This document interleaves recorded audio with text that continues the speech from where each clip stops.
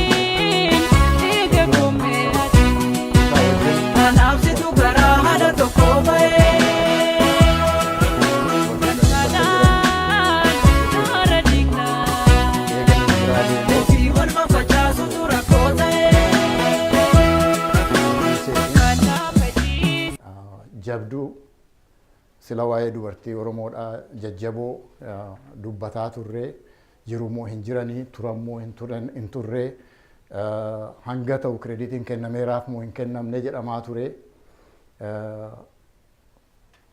Tokko jajjaboota kan ta'an dubartiin Oromoodha kan turan kan jiran keessaati tokko akka waan isheen taateetti ilaalla. Har'a yommuu isinitti dubbachuudhaaf asitti dhiyaattu isheen akka nama ijaan agartee itti dhiyoo dhaabattee ilaaltee qabsoo argitee qofatti utuu hin ta'in qabsoo keessatti ofii isheetii muuxannoo qabdu itti dabaltee akka isheen isinitti dubbattu ni abdadha. Maaliif muuxannoo guddaadha qabdi. Muuxannoo duwwaa sana duwwaa mootuu hin ta'in waa'ee qabsoodhaa sana duwwaa dubbachuu utuu hin ta'in yeroo dheeraadhaaf waan keessa turteef yeroo dheeraadhaaf waan ilaalteef irrattis immoo yaada qabdi. Qabsoon kun kritikaalii ilaaluudhaaf yeroo argatteetti. Kanaaf isas ilaalcha dubartiitiin keessumaayyuu akka nama qabsoo keessa tureetti akka nama qabsoo keessa jiruutti keessumayyuu akka dubartii tokkootti waan nuti dubbattu jedheetan waan amanuu fi har'a guyyaa kanatti adda warqee addanatti waamuu keessaniif galatooma. Ammas harka rukutaatii mee ol kottu nuuf jedhaa naasimadha.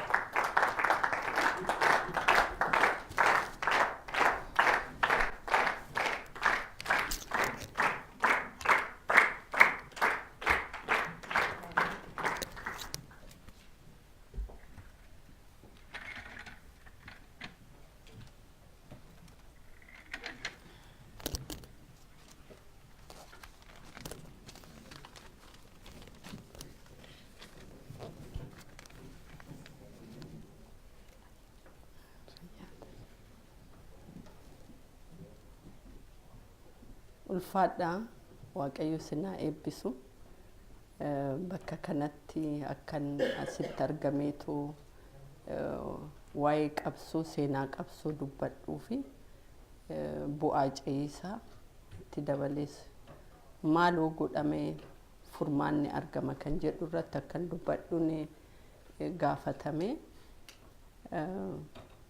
kanammoo akkan carraa argadhu kulleen waan galata qofteettan jedheen duratti waan ishiin na affeerteef galanni ana biraayis ishiidhaaf hin dhabamin jedheetani waaqni ishee guddisu waan guddaa hojjechaa jirti. Dubartii waa'ee dubartii taasa'ama tureyyuu hawwii dubartii bakkaan gahaa waan jirtuuf baay'een ishiitti boona. Warri ishiis akkanatti ishii guddisuu isaaniitiif galata qabu. Waaqayyo sinaa eebbisuun jedha.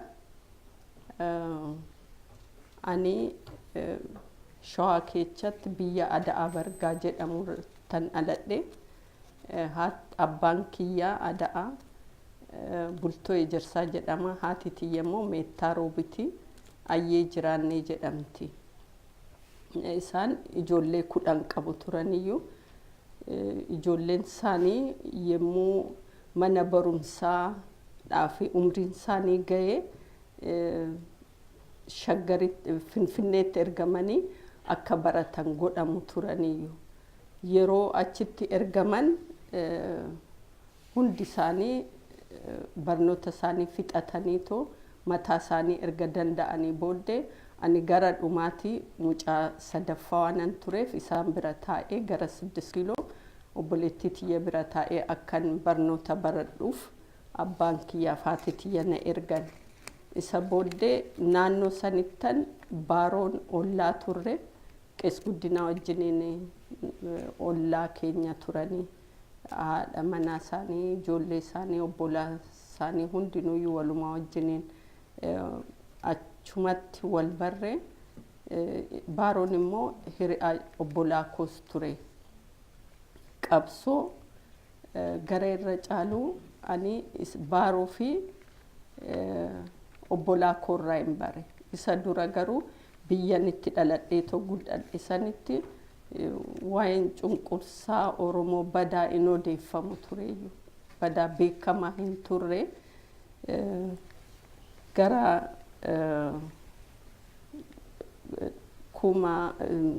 1960 dhuma isaarratti akka gaariitti wal barree waa'ee qabsoo Oromoo irratti hojjechaa waan turreef qabsoon Oromoo akkamitti bakka ga'uu akka danda'u irratti hojjeta tureyyuu baaroon namoota individually indi dubbisaa namoota baay'ee wajjiniin wal argaa in haasa'a warra sooreyyii ta'an maabaraan argaa ijoollee dargaggoo bifa addaatiin akkana oduma godhu seel guruuppii dhaabe. Seel guruuppiin kuni iddoo tokko duwwaatti miti baay'achaa bal'achaa deeme Finfinnee keessatti iddoo baay'eetti akka seel guruuppii kanaan hojiin hojjetamu galeetiif dhaaba icaat jedhamu saniin sababa godhateet mootummaa keessatti akka garaa saasifachi jechaa tureyyuu. Steady groupiin sun sababni isaa waa'ee maarkisiizim leeninizimii namoota barasanii barsiisuu ture. Inni garuu naashinaalizimii Oromoota barsiisa ture. Amma namoonni achitti baratan kun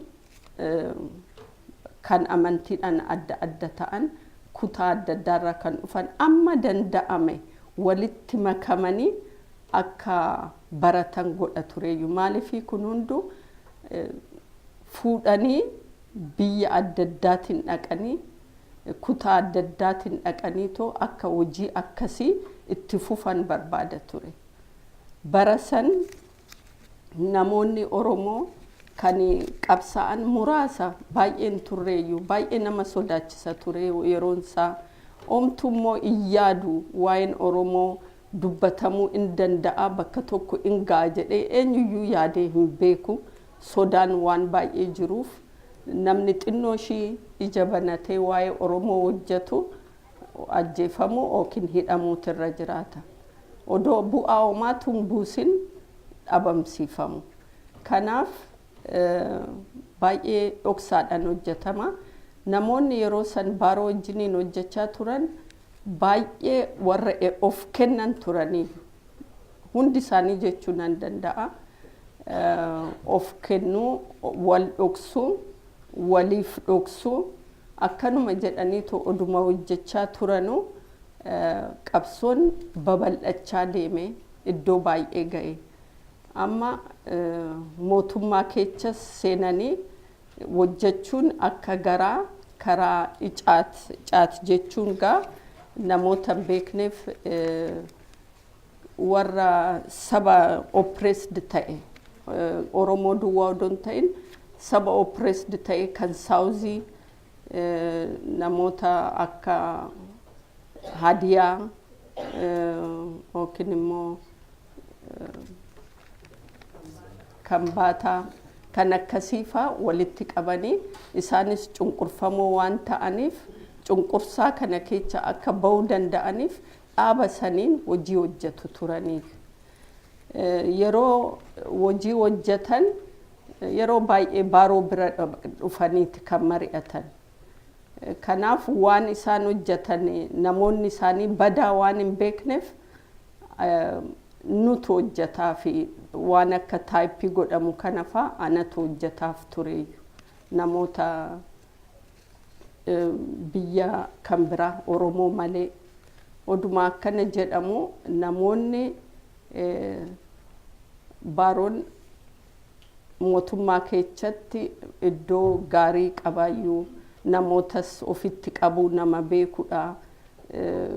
Kan biraa hafee namootni Oromoo hin ta'in illee akka isa amanan waan godhu tokko qaba ture. Baaroon isa amananii isa wajjiniin akka hojjetan. Akkaataa inni itti namatti dhiyaatu bifti isaa lolan qabu garuu nagaan tasgabbiidhaan namoota barsiisa ture. Kanaaf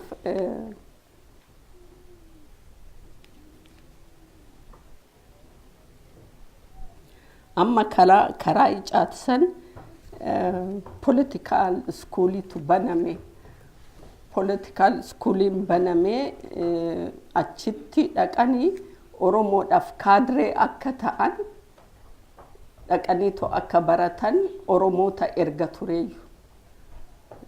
Isaan achi dhaqanii wanni mattaawoqiyaas waanuma hundaa isuma kennaa fi fudhatanii deemuu hin baratu.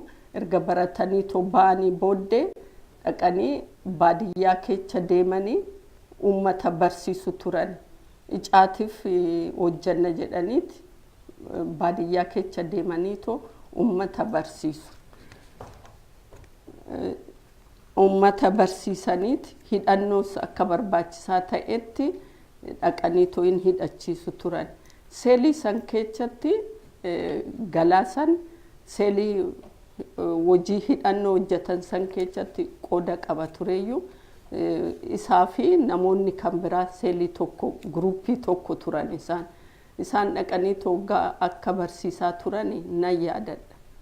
Oromoon bar jagna qawwee fuudhaniiti dhaqanii uummata hidhachiisu. Bara san bara ijallee banachuun danda'amne san. Isa booddee ergi akkas godhanii booda sammuu namootatti isin hidhachiisan jechuun hin danda'ama. Qawwee duwwaa odoo hin ta'in sammuun namootaa bilisummaan akka barbaachisaa ta'e akka hubatan godhu turanii warri kaadireewwan dhaqanii too barsiisan.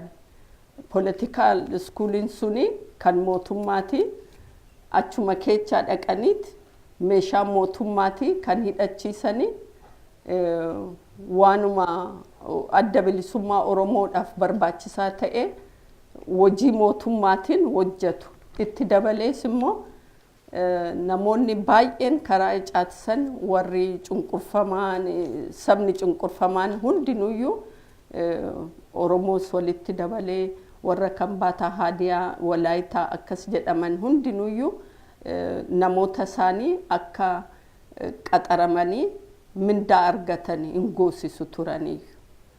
Qaxaramanii mindaa argataniit maallaqa mootummaatiin hojii Oromoo hojii saba cunqurfamaa akka hojjetan goosisu turan.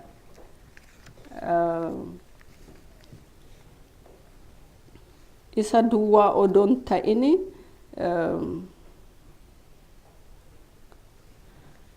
ergi barsiisanii booda maal godhu in jajjabeechaniiti namoota keechaa recruit godhaniit akka hojii Oromoo hojjetan goosisu turanii. Amma qeerroon hojii qeerroo hoggaan argu jaarsoliin fi jaartoliin omtuu odoon hafin akka baanii too falmatan godhamuu kana baran arge jiraadhee arguu kiyyaaf waaqa baay'iseen galateeffadhe. Maaliif akeeka baaroo ture kun akka diriiree too Oromoo hunduma bira ga'uuf hojii inni hojjechaa turedha. Caasan sun ammas diriiree bakka dheeraa akka ga'u pilaanii hoggaasan akeekkatanii too pilaanii baafataniitu hojiirra oole. Kanaaf baay'isee natti tola. Oromoon immoo warra beekuma gurguddaa qabaniitu yeroo san qabsaa'u turanii. Baay'ee dooktaroota, looyeroota bifa adda addaatiin kan barnoota isaanii akka gaariitti baratan itti amananiit kutatanii seenan. Wanni duubatti isaan deebisu tokkollee hin jiru ture. Yoollee qabeenya argani qabeenyi duubatti isaan hin deebisu. Waan tokko yaadadha yeroon kana dubbadhu. Gaaf tokko ani mucayyoo tiyya ishee jalqabaa godhadheetani namni Asaffaa jedhamu nama mandiiti. Isatu warqee guddaa tokko naa erge kennaadha harka fuudhadha jedhe. Achumaan kunoo kana si ergeera garuu waan Oromoo waan ittiin hojjennuuf nan gurguraa naan jedheetoo gurgure. Amma kana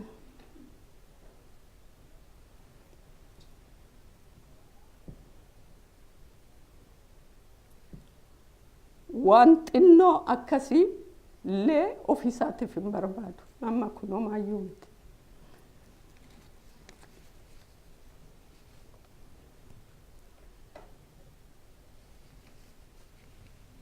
Aangoon homaa isaan itti fakkaatu. Bara san warra Oromoodhaaf qabsaa'aa turaniif aangoon homaa itti fakkaatu. Yoo dhaqanii too ramadamanii iddoo gurguddaa irratti karaa kam Oromoodhaaf waa hojjannee bakka tokkoon geenya jedhaniiti yaadu malee mee nutu ittiin jiraata jedhaniitoo warri yaadan hin jiran turaniyyuu qabsaa'ota san keessa.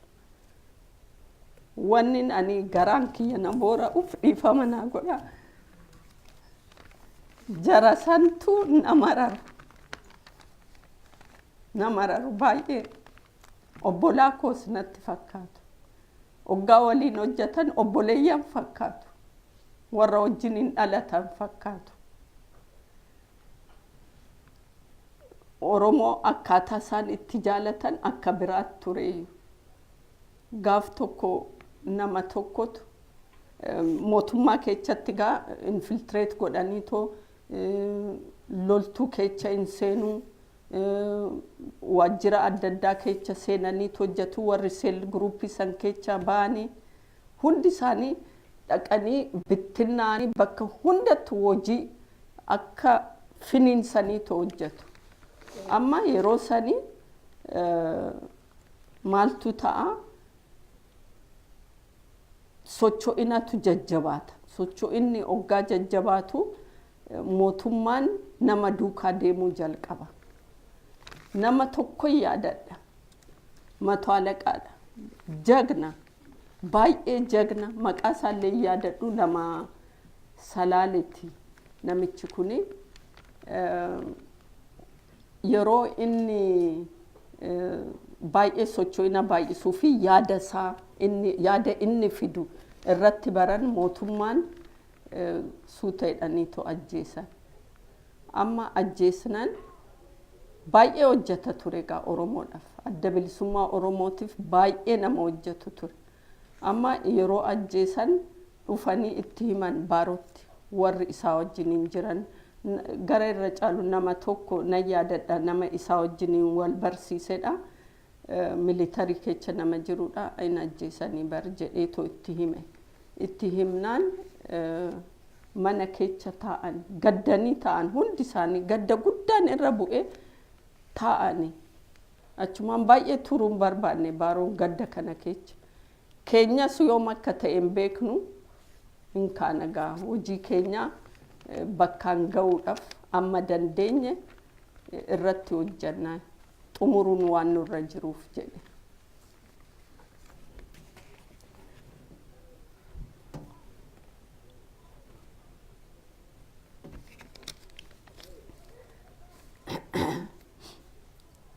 Kanaafi qabsoon Oromoo waan salphaa keessa hin dabarre isiniin jechuu barbaadetan. Oromoon garuu jagnummaan isaa Itoophiyaan hin beeka. Warri cunqursan kunuu hin beeku. Warri garboonfatan iyyuu hin beeku. Biyyi Itoophiyaa suni Itoophiyaa jedhamee waamamuun isaa Oromoon waan jiruuf akka ta'e hin beeku. Eenyu kan olaanaa loltuu keessatti beekamaan Oromoodha. Kanaaf hundinuu kana hin beeku.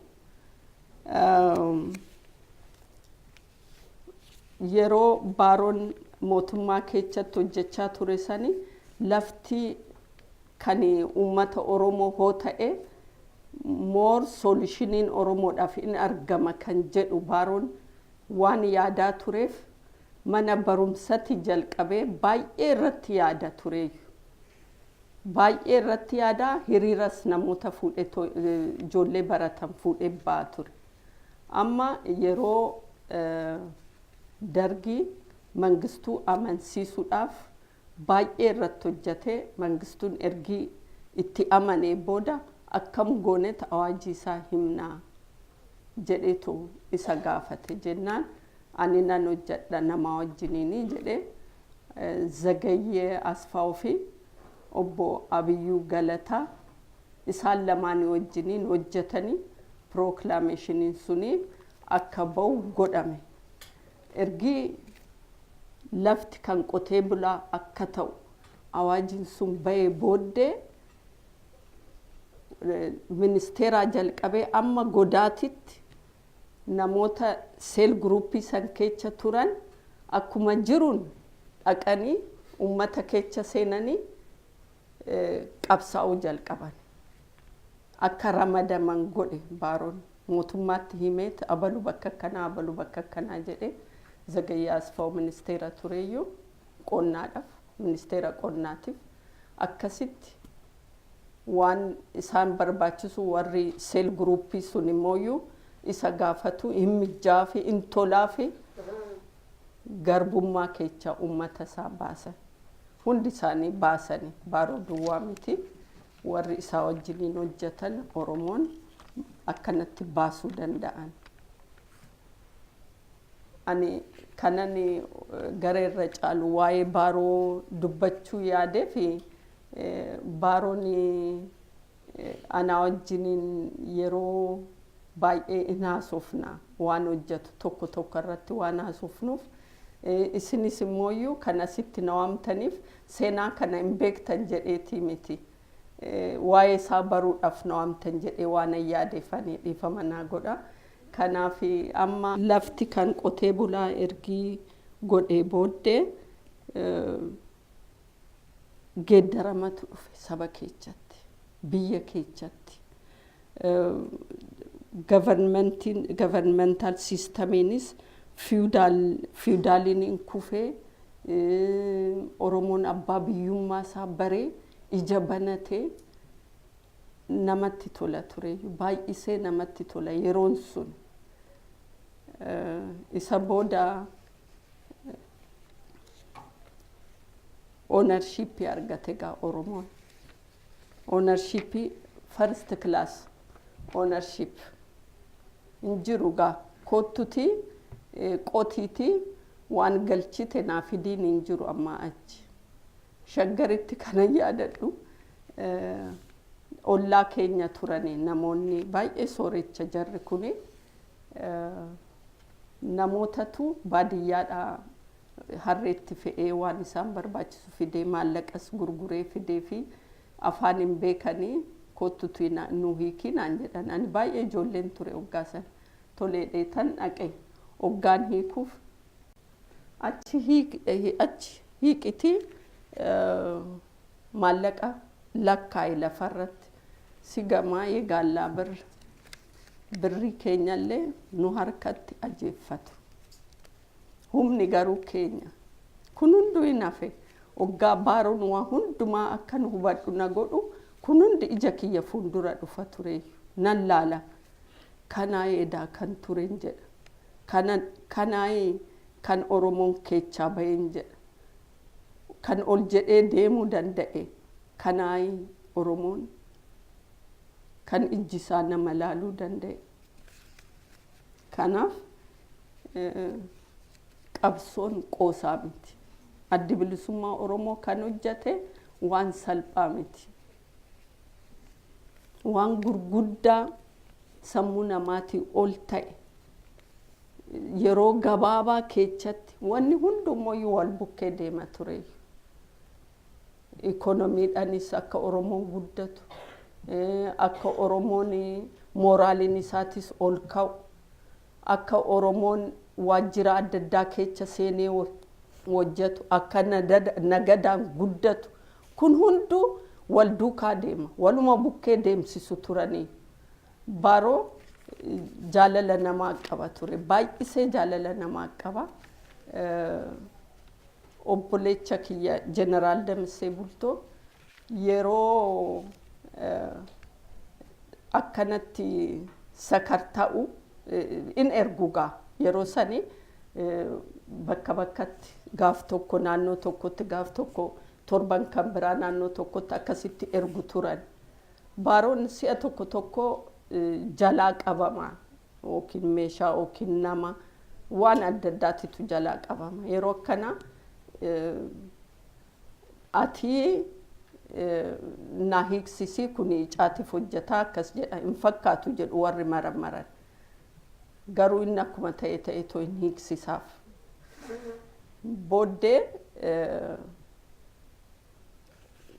Booddee maal jechuun itti ka'e seetan naannoon kuni naannoo amma sakarta'umuudha har'a kanaaf naannoo san keessa waan qabdummoo haradhuuti bayi achi baasii jedhanii naannoo itti sakarta'an sanitti meeshaan oomtu akka yookiin namni dhokatummoo baay'eedha akka hin jiraanne goosisu turanii. Kanaaf firoota keenya bira namoota finneetoo baadiyyaadhaa dhoksinaa namoota amantugaa kan bakkitti ati dhoksuu dandeechu meeshaas akkasumatti dhoksina gaaf tokko naannoo mana keenya in sakarta'u turaniyyuu itti himnaan koottu hin deemna iddoo tokko naan jedhe. Makiinaa keessa karaa duubaa marcuma jala meeshaa baay'ee ture qawween achi makiinaa jala marcuma jala kaa'ee ta'anii mucayyoo tiyya nan baadhaa. Mucaa kiyya immoo ulfan ture achumaan ati duuba taa'i naan jedhe marcumarra. Nan taa'e hin deemnaa jedhe echan dhaqnaa jennaan iddoo tokkoon dhaqneeti namni yeroo sanii mana isaa dhaqnee amma dhiyoo kana dadhabanilleedha. Looyerii turanii isaanii mana isaanii geechineetoo achitti dhiisne isa booddee achi fudhatamee akka bosona dhaqu godhame meeshichi. Amma poolisiin hoggaanuu dhaabu makiinaa keessa dafee bayeeti ulfani makiinaa keessa qaba ijoollee jira maal barbaaddanii jedhan baay'een isaanii Oromoota. Dheerina isaas hoggaa arganitti qoosu isa booddee deemaa gaa jedhanii kaanetoo deemna. Akkas godheeti uummataaf hojjeta ture. Lubbuu keenyaaf illee yaadda'u amma kanatti inni waan hundi Oromoo bakka ga'uudha kan baaro. Seel guruppii kana keessatti yeroo hojii dhaqanii too wal ga'anii makiinaa isaanii bakka fagoo dhaabanii taaksiidhaan dhaqu mana isaan jiran namni hin argu tokko tokkoon seenu yookiin nama tokkotu wal buusa. Kanuma kana kan fakkaatuudhaan omtu bira ga'uu hin danda'u akkaataa isaan itti hojjetan. Mana keenya keessa namoota biyya Somaaleetti leenjifamanii too dhufan, namoota dhukkubsatan, namoota bakka dhaqanii hin qabne guureetuma fida. Isa booddee nuyi kan dhukkubsatanis mana qorichaatti geechina. Namoota immoo jiraachuun mana keenya jiraachuun isaan irra jirus achuma akka jiraatan goona. Amma seel guruppii kanaaf kan ta'u hojii baay'eetu jira. Baay'ee isaa ani amman danda'e nama kan biraatti kennee akka jalaan qabanne waan hin barbaaduuf anatu taayippii godhaaf tureeyyu. Gaaf tokko mana Dotii Turaa jedhama nama tokko. Mana isaa dhaqeetan taayippii godha gola keessatti. Maal naan jedhe namni amma dhufaa jiru kuni nama isappaa wajjiniin hojjetudha. Isappaadhaaf hira kiyya ati quc godhuu kana dhiisii amma isaan mana kanaa deemanitti naan jedha ture. Naan jedhee isa booddee amma deemanitti isaanii wajjiniin haasa'aa ture tan boodarra hojjedha. Biiroo kiyyattis akkasuman hojii fakkeechee hojjedhee baay'isee steensiliidha yeroo san kan jiru baay'isee tan itti kennaa namoonni dhufanii fuudhanii baadiyyaa fa'in dhaqu hin facaasus. Lafti kan qotee bulaa haa ta'u hoggaa jedhamus akkasuma hiriira akka namni ba'uuf waraqaa faffacaasaa turanii. Hojii gurguddaadha yeroo san kan hojjetame.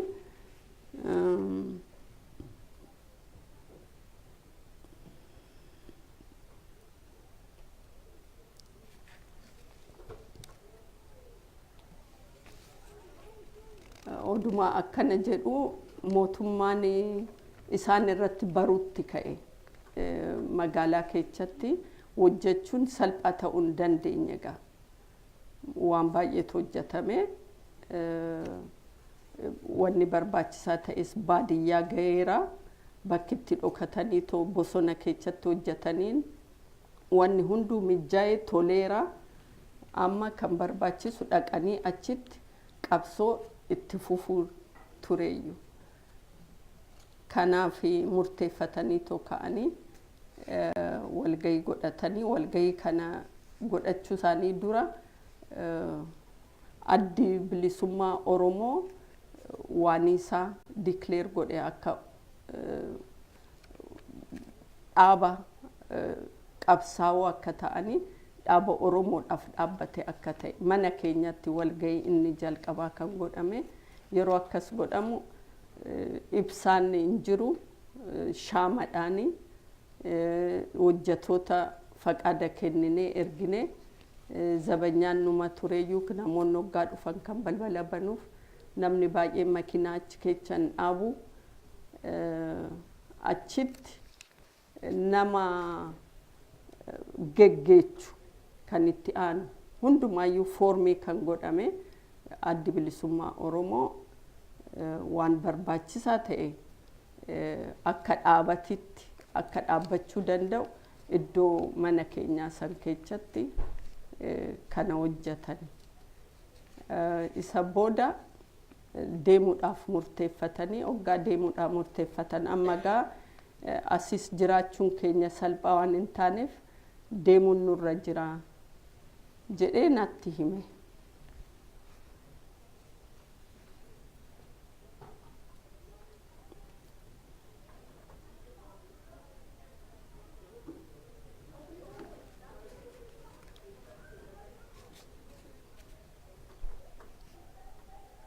Garuu odoo kanan ta'in dura uummanni mana isaa dhufeetoo qabsaa'uu barbaadnaa nuyi bosona seennee waraana irratti leenjifamnee hojjechuu barbaadna hoggaa jedhaniin hundumaan deemaan jedhuun takkittumaan deemaan jedhuun interview nama godhu natti fakkaata amma hoggaanlaan dubbisee maal jedhee warra ta'eet amma barnoota keechan baradhaa dargaggoo hoggaa ta'an barnoota keechan baradhaa ganaadha ammaa miti yeroo hoggaa dhufuu hin dhaqxuu jedhaan.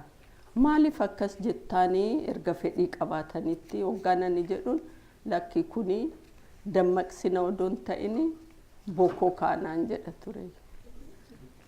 Akka bakka hin geenye waan garaa isaatti beekuuf.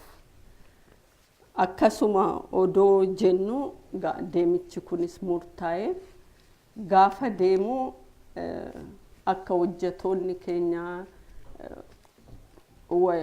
waan inni fudhatee too deemu hin argineef bakka irriba keenyaa karaa maskootii waa hundumaayyuu xaxnee karaa maskootii akka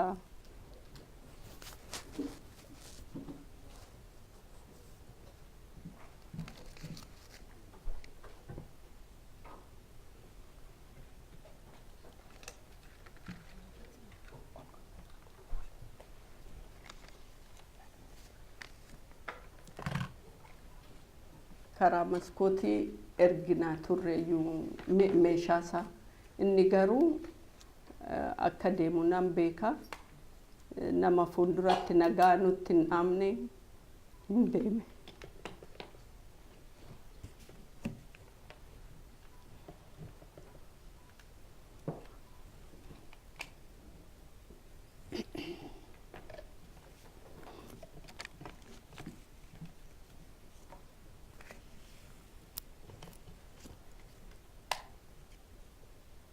Ergi deemee booddee namoota gara sadii akkas kan ta'an in ergatu ergeeti na dubbisanii waraqaa tokkos na ergee ture booda sagaleen isaa bade.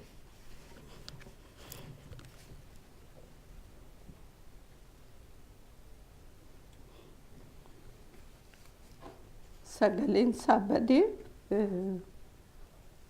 guyyaa tokko obboleechi kiyya jeneraal Damseen kudetaa godhuudhaaf pilaanii godhatanii waan jiraniif beeku ani innis kudetaadhaaf akka qophaa'aa jiru mana isaatti na waame abbaa kiyyaa wajjin mana isaatti na waameeti.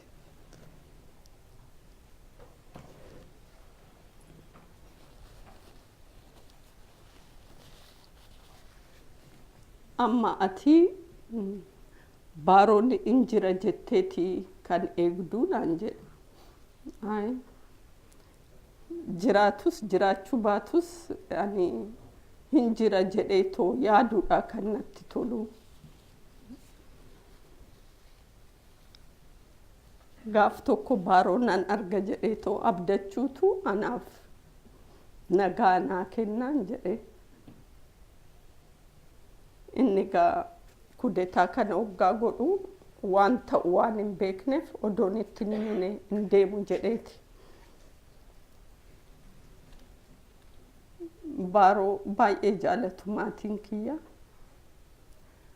Waan namni godhuun irra hin jiraanne irra darbanii hojjetu turaniif isuma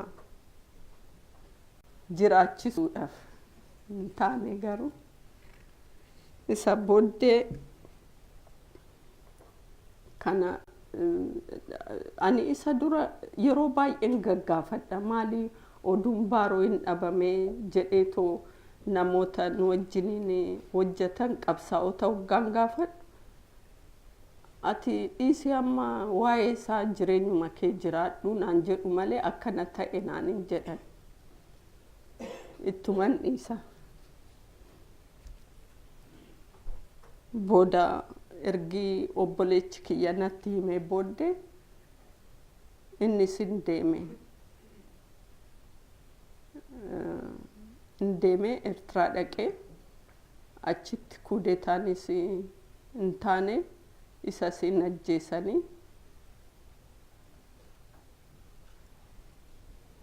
Isa booda ani omaan dubbadhuun tureeyyuu kuni ta'e sun ta'e jedheetoo maaliif eenyu sitti hime naan jedhu jedheetani waa'ee baaroo.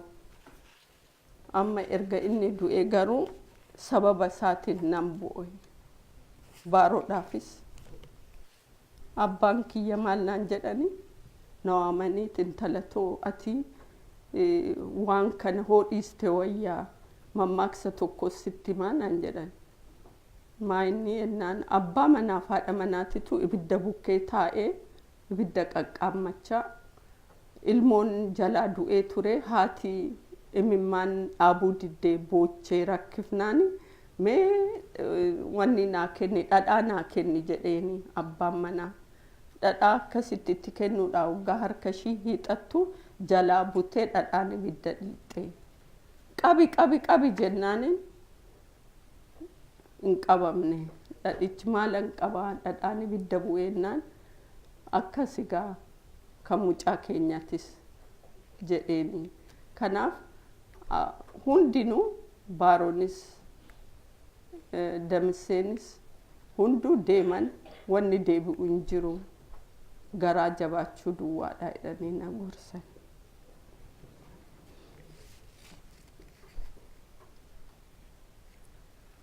Garuu Mangistuu Hayilamaariyaam yeroo baarooni biyyaa ba'u akka deebi'u baay'ee barbaadee ture.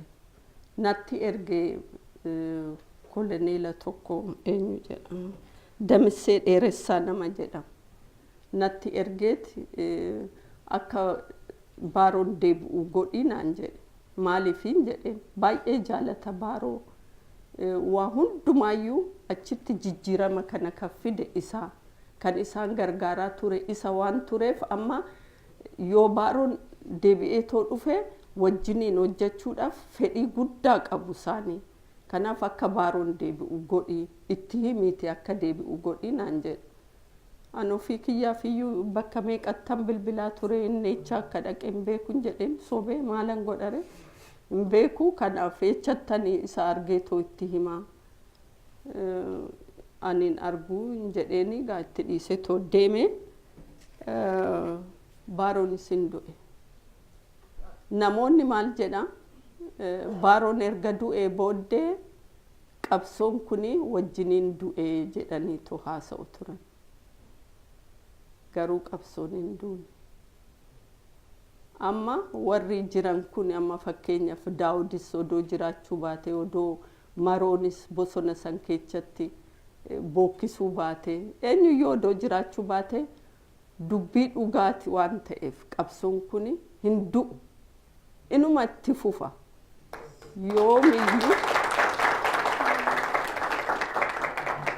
yoomiyyuu taanan itti fufa wanni Oromoo immoo inuma guddata. si ana waan haara'an dhagaa gara noorzii warri jiranii baay'ee dheekkamsa gurguddaa kana gadi lakkisu maaliin galleefiin jedha amma har'aatitti wanni Oromoo kun jabinni Oromoo kun hin galleefi dhugaa nan gaddaaf maaliif galuufi diden jedha maaliif baay'ee nu yaalani ajjechaadhaan nu yaalan hidhaadhaan nu yaalan biyyaa baasuudhaan nu yaalan yoo nu koottaa hin seennaa koottaa nuun jedhu booddee immoo ba'aa nuun jedhu akka wanni keenya dhaabbachuu hin dandeenye waggaa galuuf angoodhaaf seensisu Oromoon immoo angoodhaaf dhimma hin qabu isa booda laalaniiti nu gatu kanaafi wanni Oromoo duubatti hin deebi'u yoomiyyuu taanan wanni tu mana keenya Laalibalaatu si'a tokko dhufa biyyatti hoggaan ture Laalibalaan beeku afaan Oromootiin yookiin Oromoon hin qabu ta'a Laalibalaa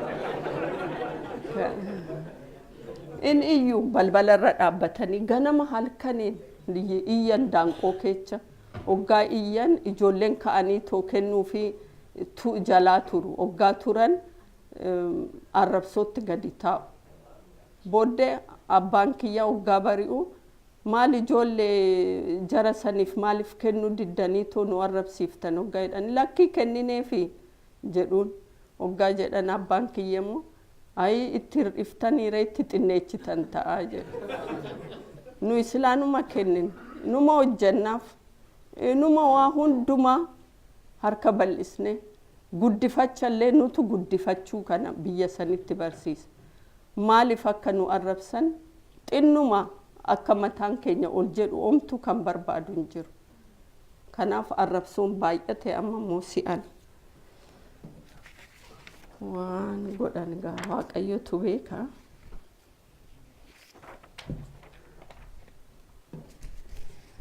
bara 91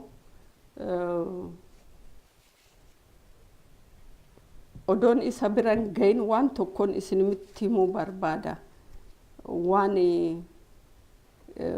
waboon bu'aa buuse ummata keessa seenetoo barnoota barsiisuun isaa qubee kanallee achumatti kan baratan bosona keessatti erga mangistuun biyya Oromoo baasee isa booddee bosona keessatti seenaa baratanii qubee baratanii waan Oromoodhaa ta'u tokkollee odoonaaf hin taa'an akka kanniisatti in hojjetu baay'ee kannatti tolani yaada namni tokko fidee yaada isaati jedhanii dhiisan irraa fudhatanii akka tolu godhu wal qabatanii kan barasanii Oromoon isinitti tolu omaayyuu jechuun danda'u booda 1991 irratti mootummaa ce'umsaa keessa akka qooda fudhataniif abaawoon waamame shaggaritti yeroo waamamu kun mana hidhaa kun immoo bosona dhufanii hojiitti ka'an manni hidhaallee hin dadhabsiifne yeroo paarlaamaa turre sani kan akka gaariitti beekumaan hojjetan namoota bebbeekoo turaniyyuu beekumaan kan hojjetan Oromoota turan warri biyya bulchinallee jedhanii too ka'anii too dhufan hin qaanoftu yaada tokkollee hin qaban kan dhiyeechan kanarratti hojjanna kan jedhan tokkollee hin qaban turanii adda bilisummaa Oromoo gaaffii qaba deebiinis adda bilisummaa Oromootiif kennama ture ani taa'etan garaan kiyya dhadhaa dhuga tureeyyu achitti baay'ee natti tolu akka isaan itti falmaniif saba kanaaf saba jaalatamaa kanaaf saba qulqulluu kanaaf ani maalan jedhaani si'a tokko isin bar lubbuun teechan hin fayyitiin jedhaan namni hojii waaqayyo hojjetee fayyaa miti akka keechan immoo waa'ee Oromoo hojjetee tokko fayyuu hin jiru jedhaan baay'ee natti tolu isa booddee yeroo paarlaamaa keessa turre egaa anis waanan wajjin hin tureef waan tokko waanan hubadheen isiniif ibsuu barbaada afaan Oromoo jalqaba afaan Oromoo akka baratamu ajajame. Falmanii akka afaan Oromoo mana barumsaa keessatti baratamu in ajajame. Isa booddee achirrattis nama Oromootitu ministeera ta'e. Ibsaa Guutamaa fayyata. Ibsaa Guutamaa fira kiyya irraa fadheetan malee maqaa. Ibsaa Guutamaa achitti akka ministeera ta'u godhame. Ibsaa Guutamaa rakkoo baay'ee keessayyuu odoo jiru ciniinnatee akka inni itti caasaa isaa diriirse baay'ee nama dinqisiisa. Ani namootan beeku baay'eetu jiru. Warra seel gruupii san keessa jiran hundinuyyuu akka dhaqaniitu hojii kana hojjetan goosise. Biyya hundumaa biyya Oromoo kan ta'e hunduma keessatti namoota Oromoo hojii argatanii dhaqanii saba isaaniitiif warra dhaqanii qoosanii miti birriidhaaf warra seenanii miti bar isaan warra du'aniifi yeroo san warri seelii san keessatti barnoota waa'ee qabsoo baratan warra duudhaaf kokkee isaanii kennan. Ammallee dhiyoo kana namichi namootni bosonaa galan lubbuu tiyyan kenna hoggaa jedhu baay'ee garaan araasa ture. Ani kanumaafan ba'e lubbuu tiyyan kenna jedhe. Jaarsa dadhabeera sagaleen keessatti ciccitte. Nuyi as teenye maal fakkaannaa hin bareednaa bara maaliif natti hin tolu kun hundu odoo isaan achitti akkana jedhanu maal godha qabeenyi maal godha aangoon omaayyuu bu'aan qabu kan akkasii kana jajjabeechuu arguu amma dubartoonni akkas hojjanne hogganaan jedhanii duneeffa garaa kiyya na ciibsan. Kuni waan guddaadha. Saba kanaaf hojjechuu jechuun salphaa miti.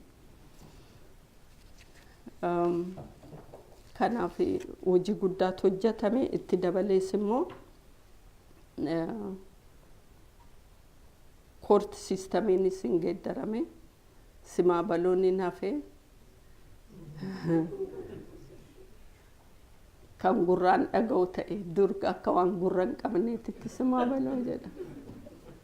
Gurraan dhaga'ama Oromoon hin dubbata Oromoon har'a Oromoon dhaabbateet haqa isaatiif falma.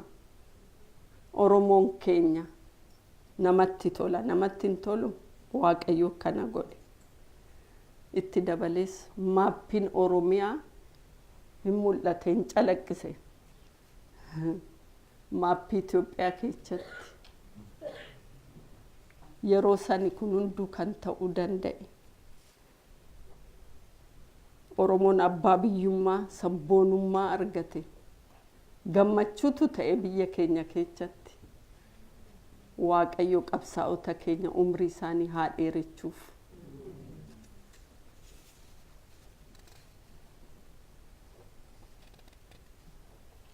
Ana kan na dinqisiisan mana hidhaatii ba'anii hojii gurguddaa kan hojjechuu bosonatti qoonqodhaan si'a tokko nan yaadadha baala nyaachaa jirraa waan nyaannu dhabne yeroo jedhaniitu ergan nan yaadadha akkuma baaroon baheen kun immoo kanaaf ammam rakkisaa akka ta'e qabsoon isin hunduugaa anarraa odoon ta'in akka beektan nan beeka garuu waanuman beekun dubbadha jedheetani. Amma maaltu hafe egaa Oromoon hunduu akka akeekkateen hojii sirriitti hojjeteera bakka guddaa gaheera maalinni wanni Oromoon godhuun irra jiraatu caalatti itti fufuudhaaf hin geenye miti akka kiyyatti waan hafee jira mee isinii ya garaa kiyyan isinitti himadha waanan garaa kiyyatti yaadu. Oromoon addaan hiramee qaawwa tolchee diinatti toluun maal gargaara? Oromoon aangoon argadha jedheetoo dhaqee Oromoo gurguruun maal gatii qaba?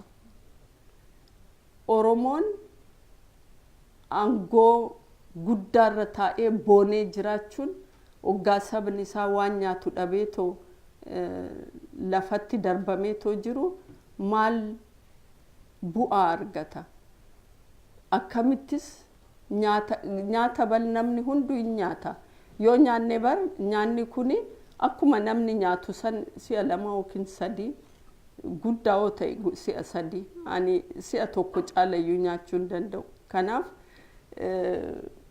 maal godha ofittoo ta'uun maalidhaani finiinee wanni Oromoo kun warri achi baala nyaanna jedhan warri achi jibbaman biyya san keessatti hojii akkan hojjanne kan godhaman akka waan hojii tuffatamaa hojjetaniititti kan gadi xiqqaataniitoo jiraatan eenyuuf baay'een isaanii namoota baratan namoota gurguddaadha. Eenyudhaaf Oromoodhaaf miti. Kanarratti maalinni yaadni keenya? Rafnee buluun hin ta'a. Wanni kun bar irriba nama dhabsiisa yoo itti yaadan. Dhuguma rafnee bulla. Tokko ta'uun kan nu baasudha. Yoo tokko taane malee waraabechi garanaaf garasiin nutti iyyu kuni inni yuusu kuni yuusee duwwaan hafu.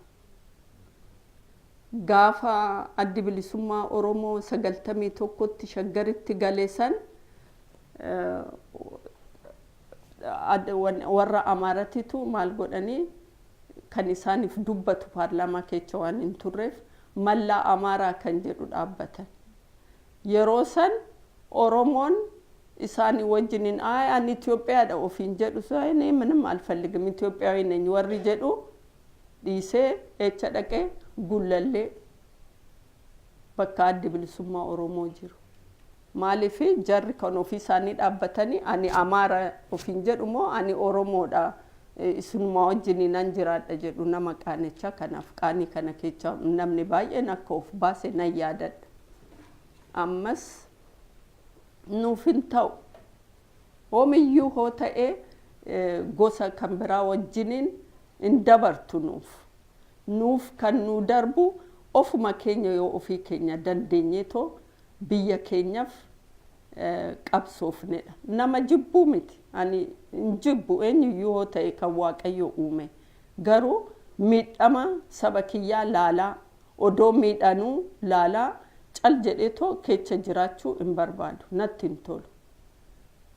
Kanaaf mee yuunitiin barbaachisaa akka ta'e firoota keessanittis hiriyoota keessanittis namoota wajjiniin hojjettan yoo tokko ta'uu baanneetoo wal gurgurra ta'e cubbuu akka ta'e akka hubatan cubbuudha akka hubatan wal gorsuun barbaachisaa akka ta'e naagala haadhas waanan ta'eef Oromoo baay'ee waggaan argu akka ijoollee tiyyaatti waanan laaluuf gorsa kun gorsa haadhati. Oromoon siistama biyya sanii keessatti land ownership kan argachuu danda'ee fi kan of danda'e qabsaa'otatu qabsaa'ota abaa'otu san godhe. Garuu mootummaan adda addaa waggaa dhufu seera adda addaa baafata. Lafti kan mootummaa ta'uu kan qotee bulaa ta'uu hin danda'u. Kanaaf amma kan mootummaati jedhame akka buqqa'amu godhamanii ijoolleen isaanii yeroo dhiyoo kana waggaan shaggar dhaqeetoo makiinaa akkasitti waggaa dhaabnu hin dhufuu hin kadhatu. Maali ijoolleen tuni kan akkanatti baay'atanii hangistarsiin baay'ate maayinni kadhattuun akkasii kan baay'ateef waggaan jedheetoo ijoollee gaafadhu warra naannoo shaggarii finfinneeti buqqa'anitu ijoollee isaanii bakka kaan dhabanii dhaqaa kadhadhaati nyaadhaa jedhanii itti dabalees immoo waan xuuxan tokkotu jira waan akkasii keessa kaa'anii too hin xuuxu. Maa inni kuni wanni isaan xuuxan kuni jedhee gaafannaan gaazidha beela isaanii ittiin dagachuudhaaf gaazii xuuxu jedhan. Kuni in himamu gaa rakkinni akkasii sabarratti ga'uunsaa in himamu. Sababa saniin Oromoon lafarraa buqqa'ee maallaqa xinnoo kennaniitiif akka dhaqeetoo ofiisaatti danda'eetoo jiraatu garuu ofii danda'eetoo bakka jiraatu kan jiraachisuu miti qabeenyi sun iyyecha ta'aniiti deebi'aniitoo kadhattuu ta'anii hafan. Kan biraa kan wayyu addi bilisummaas Oromoo ta'ee Oromoon hundinuu akka waa'ee lafaa kanarratti yaadamuun yaada kiyya dhiyeessa. Lafti deebi'ee kan qotee bulaa ta'uun akka irra jiraatu hin beeku akkamitti akka ta'e garuu hin beeku hin jedhu wal'aansoon godhamnaan akka tanaan dura godhametti inuma hojiirra oola jedhee tan abdadha. Maaliif waan hin danda'amnetu ta'e waan ta'eef. Kan biraa gadaa seera gadaa maal jedhama sirna gadaa maaliif akka Oromoon ittiin hin bulle akka dhowwamu naaf hin galle. Maaliif sirni gadaa kuni bakka baay'eetti in hojjetama. Sirna gadaa keessaa kan bahe jaarsoliin gadaa inni dhimma baasu in hojjetu sabaaf garuu hoggaa waan barbaachisu achi keessaa fudhataniit ittiin hin bulinaa jedhan. Nuuf garuu kan nuuf ta'u isa.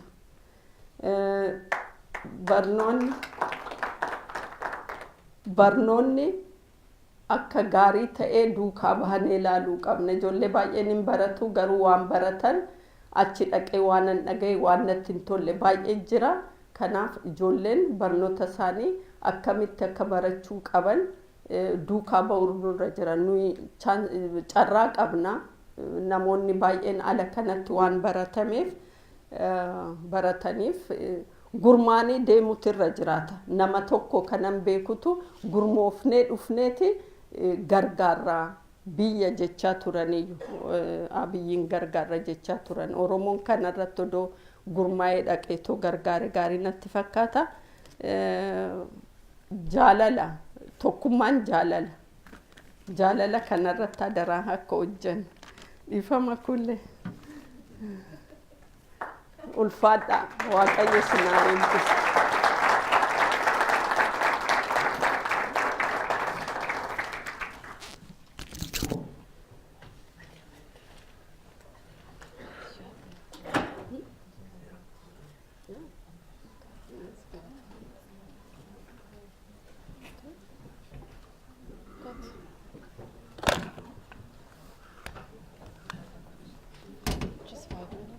No, 1 minute. I'll go fast. Okay, is it there? It's there. See, thank you too. Okay.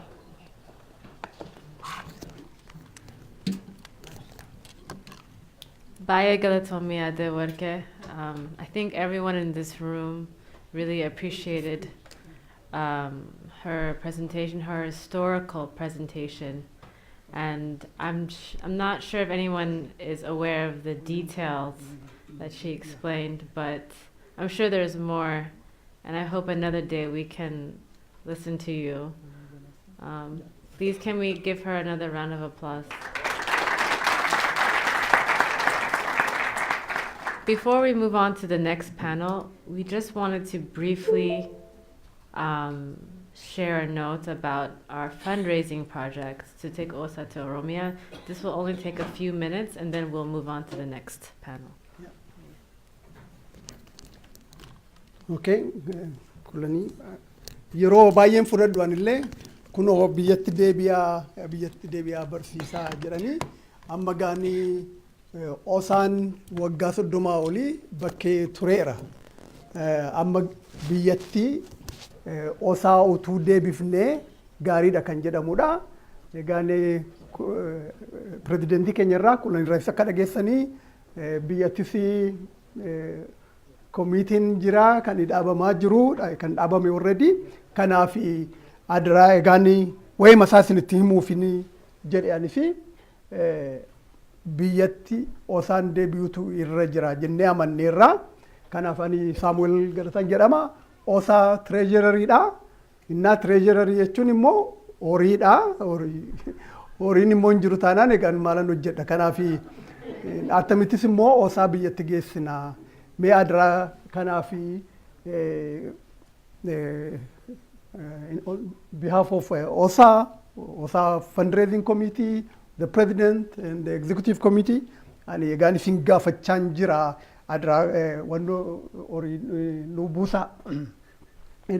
Kun egaan jalqabaa fi egaan osaan kan biyyatti deebi'uufi. Yaadi isaas immoo egaan osaan namoota walitti fiduu danda'a, ekspertii adda addaa, bireenii adda addaa biyya lafaa guutuu jiru. All over European yoo dhattanii, eessa dhattanii mataa baay'eetu jira. Waan kana hundumtuu biyyatti deebi'uutu irra jira. Warra akademishaanii keenya, researchers, experts, political representatives, ennaa knowledge jiru kana biyyatti deebifnee asan examples ta'utu nurra jira. Kana hojjechuutu nurra jira. Kana gochuufis immoo egaan horii barbaachisa. Kanaaf please donate. Kana immoo egaan doneetii gochuudhaafi baay'ee isin karaa laaffisuu mokorreerraa. Osaa websaayitii dhattanii membarii ta'uu dandeessu, doneetii gochuu dandeessu. Kanaaf adiraa please kunoo selfooniin maaluun harka keessan jira. Kana itti dhimma bahan jedha. Inni kun inni lammataallee cimaadha iyyuu garuu cheekii erguu hin dandeessu adiraashaa akkanatti. Kana achis immoo bakkee sana jirraa skweeriidhaanii tokkichumaan horii fudhachuu dandeenya. Kunoo birrii 500,000 waan barbaade amma danda'ame. Dhuguma namni nu waa jechaa jira kanaaf please amma dandeessan kenna kanuma jennee isin gaafannaa fayyaa ta'a. I just want to add on, I really think that in order for OSA to go back to Oromo, we really do need your support.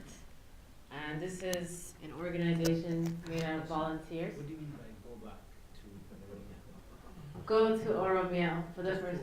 But everyone here is from Oromo, most everyone. No. What I'm saying is it permanently or just for this? This is for the annual conference. Yes, in order to take the annual conference to Finfinne this summer. Sorry for the misunderstanding. Most of OSA's members are still in the diaspora. And there will be further discussion regarding growing the membership. That's another discussion. But the question of where it's going to be, we really want it to be in Finfinne, the annual conference. And so we're hoping that you will support us. There's a lot of ways you can donate. And so we really encourage you. And let's move on to the next panel. Dr. Ayana, Ade Abane, and Dr. Zakia.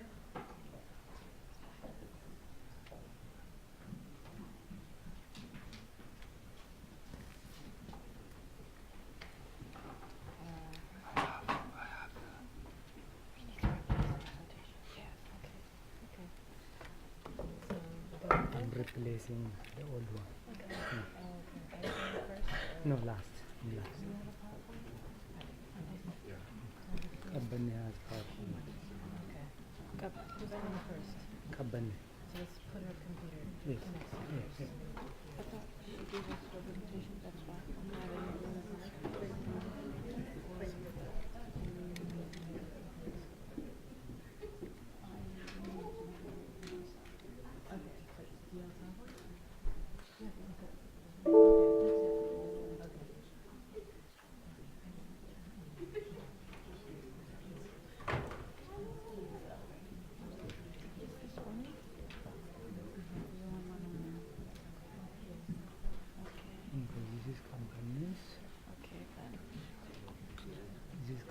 So after.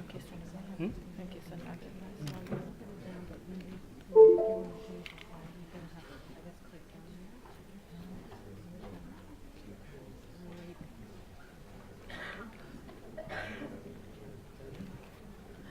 So let's move this down here if we can. Oh, well, she needs this, but her PowerPoint is on. I mean, okay. The other option is we use your laptop and just hook it up, and then. So one option is you put your laptop here and you just change the PowerPoint from here. So which do you prefer? Okay. So let's just put the PowerPoint on. It's already on. Okay. Yeah, that's yours, right? Yes, it's not showing it up there though. I know, because I have to move it, but I just want to be sure. Yeah, that's yeah. Okay, great.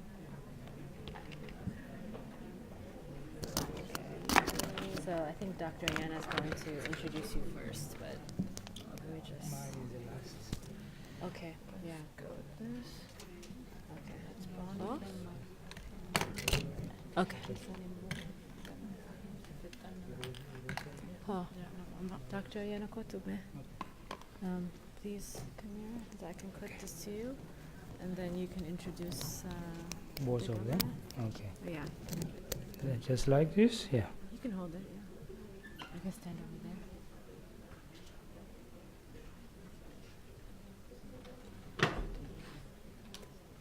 Do you want to clip it to you, or? No, because I'm giving to her.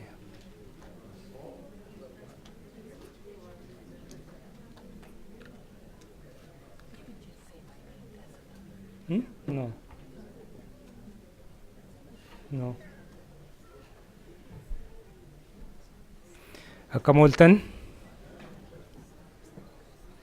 I'm the moderator for this panel. The first presenter is Adde Kabbanne, Bonnie Holcomb. It will be presumptuous of me to try to introduce her. Adde Kabbanne has been in OSA as a scholar for more than 3 decades. She has published so many articles, and one of the important books is The Invention of Ethiopia. She has participated in Oromo Relief Association. She has been active among the Oromo activists. Kanaafiyyuu Adde Qabbannee isinitti beeksisa jechuun maqaadhuma asuma dhaabadheefuma kootii maqaa seetiin maqaa koo argachuudha malee isin beeksisuu miti. The next is Dr. Zakia Pozi. Dr. Zakia had her PhD from Michigan State University.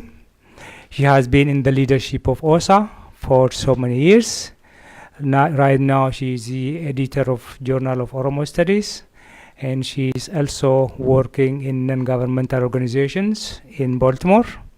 And so without further ado, I will give the floor to Adde Kabbanne. The third panelist is myself, and so I don't need to introduce myself.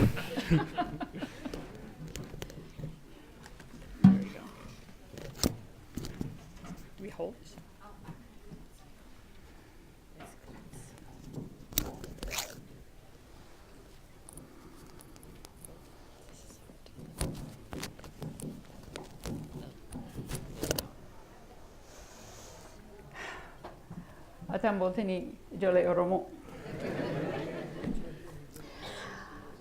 I'm very happy to be here. I'm happy to be in an Oromo audience. But my message is about getting the message beyond the Oromo audience.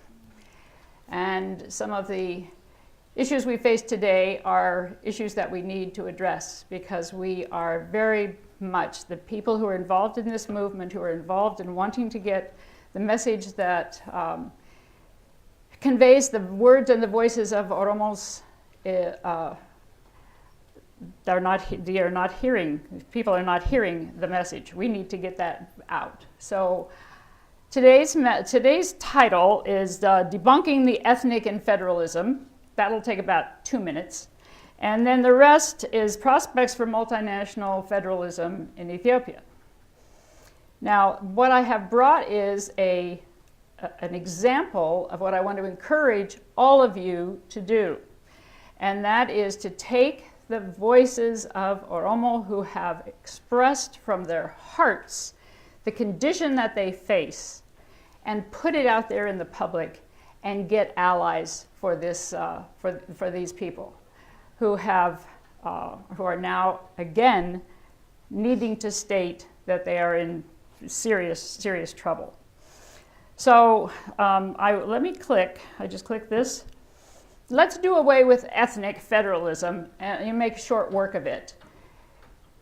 When I started by trying to look seriously at what defines ethnic, I'm an anthropologist, what defines what are the components, why are people talking about ethnic federalism? And what it revealed is basically that ethnic is just a slur that's being used from an Amharic word for race, a demeaning reference, which is equivalent to tribal, to backward, to ignorant, to not enough, not important enough to build on, build a state on. So if you're talking about ethnic, if you're taking the whole issue of federalism and dismissing it as ethnic, you really have a non-starter. You're talking to somebody who is not seriously wanting to engage in this discussion. So I urge whoever is here, and I'm going to start writing about this, to dismiss and not use the word ethnic federalism going forward. Multinational federalism is used in the Constitution. It was a hard-fought term. It came out of a knowledge and an intent not to tribalize politics. I need water. And okay, there we go. And we should honor that.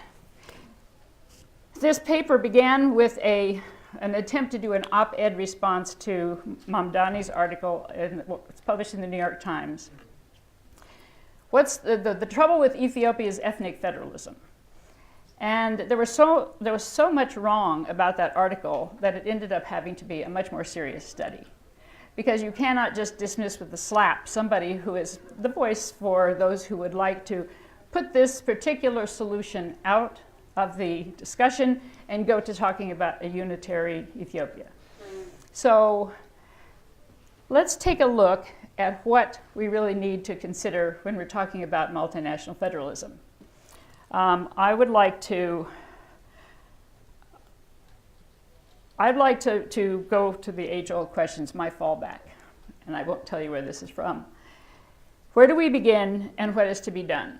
So I'm going to start with where do we begin? We begin with the voices of the farmers and the Oromos themselves who suffer from the conditions that they now face.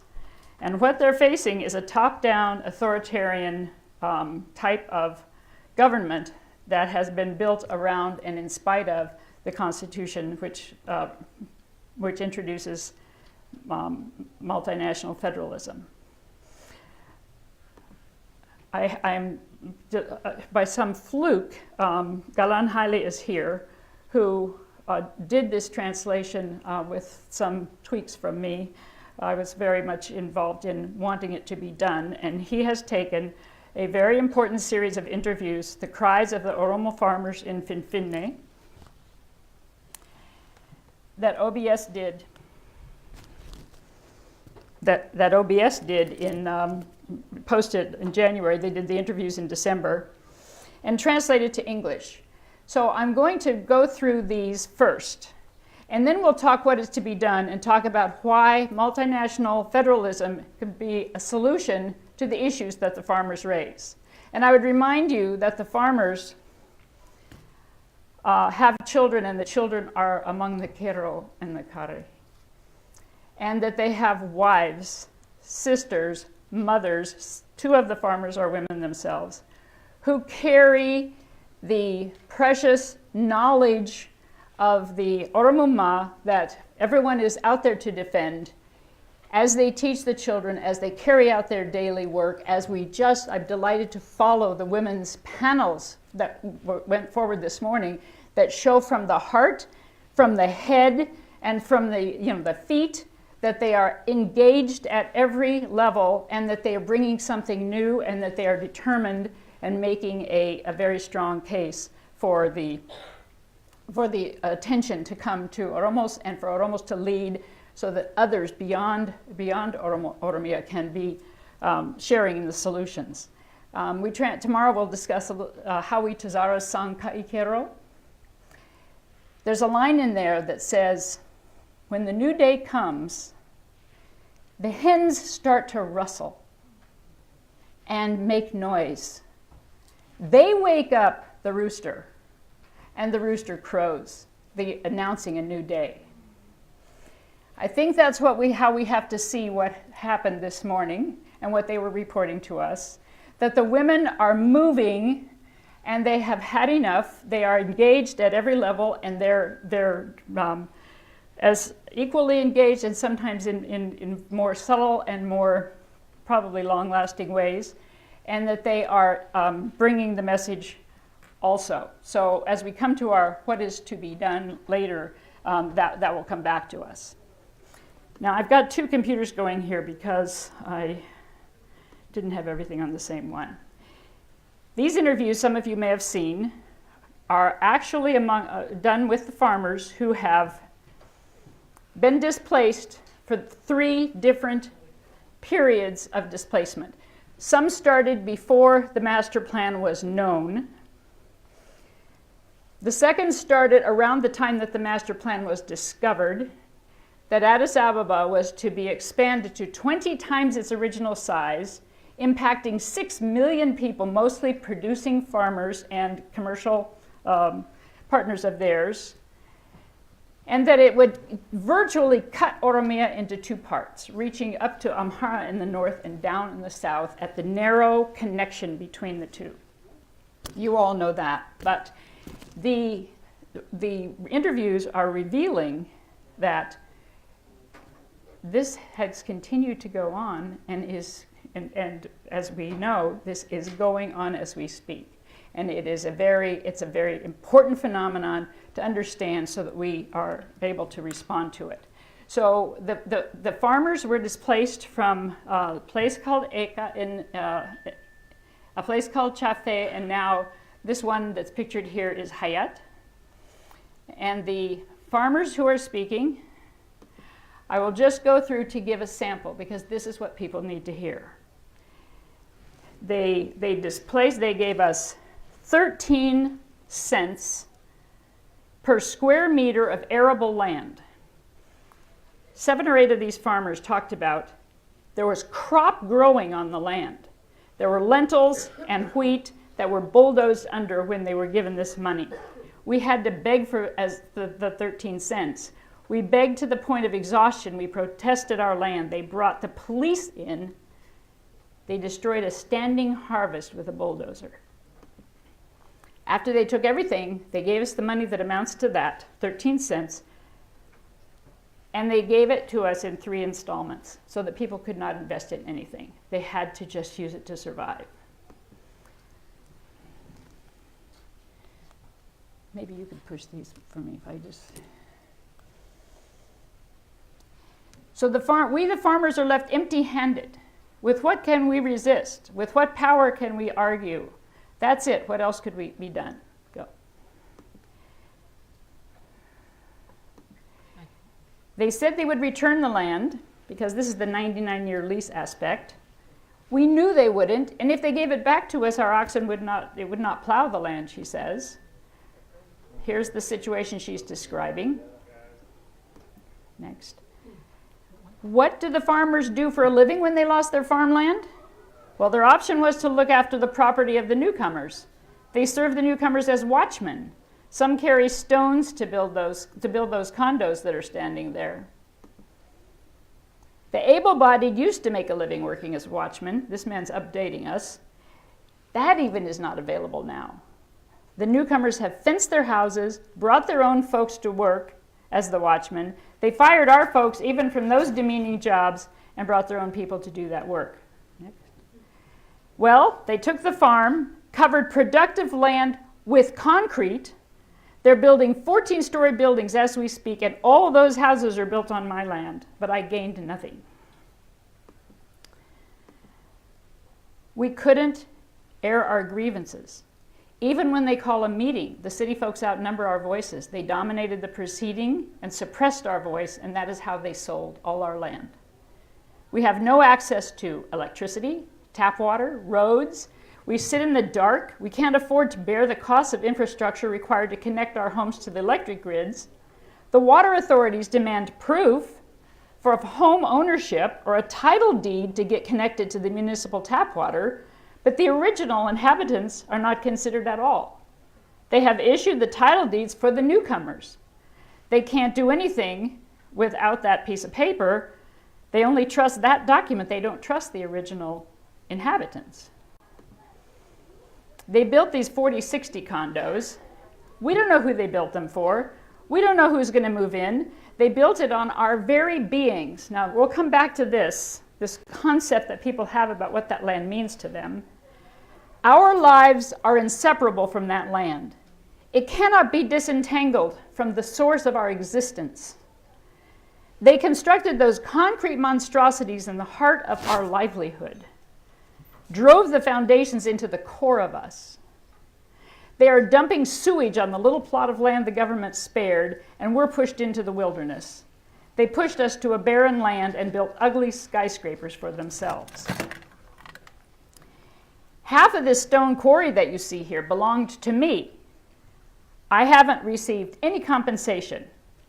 Who will compensate me? They said a meter below the surface belongs to the government. They told me it doesn't belong to you, and they took it. Don't you see how they're loading the trucks and taking away the mined stone? Our comrades are watching some stranger's gate. They become servants of the rich, but I didn't. I refused to do it. I want the community to remember me as the guy who refused to keep watch at the property of the rich. When I pass on, I want people to remember that I would literally rather die than watch at the gates of the people who live on my confiscated land. The authorities scrambled and divided the land amongst themselves. It's the authorities, the people in power, who took the land and divided it, and you can't ask who took this plot. The question itself is not allowed. You will rot in prison. It belonged to a general. It belonged to a colonel. You don't dare to touch their land. You will decompose in a prison cell, he told me. What harm does it do if we stay here? Are we not the indigenous community here? Here's the area he's talking about. Here's the newest one. Here's the farmer that was affected last year. One day, city administrators just showed up and they told us the government has confiscated the land and any cultivation has to stop. That was it. They told us to stop cultivating the land from this day forward, saying, we'll give you some money. You'll receive some money. You'll receive 65 cents per square meter for a land under cultivation. You'll receive 35 cents per square meter for grazing land.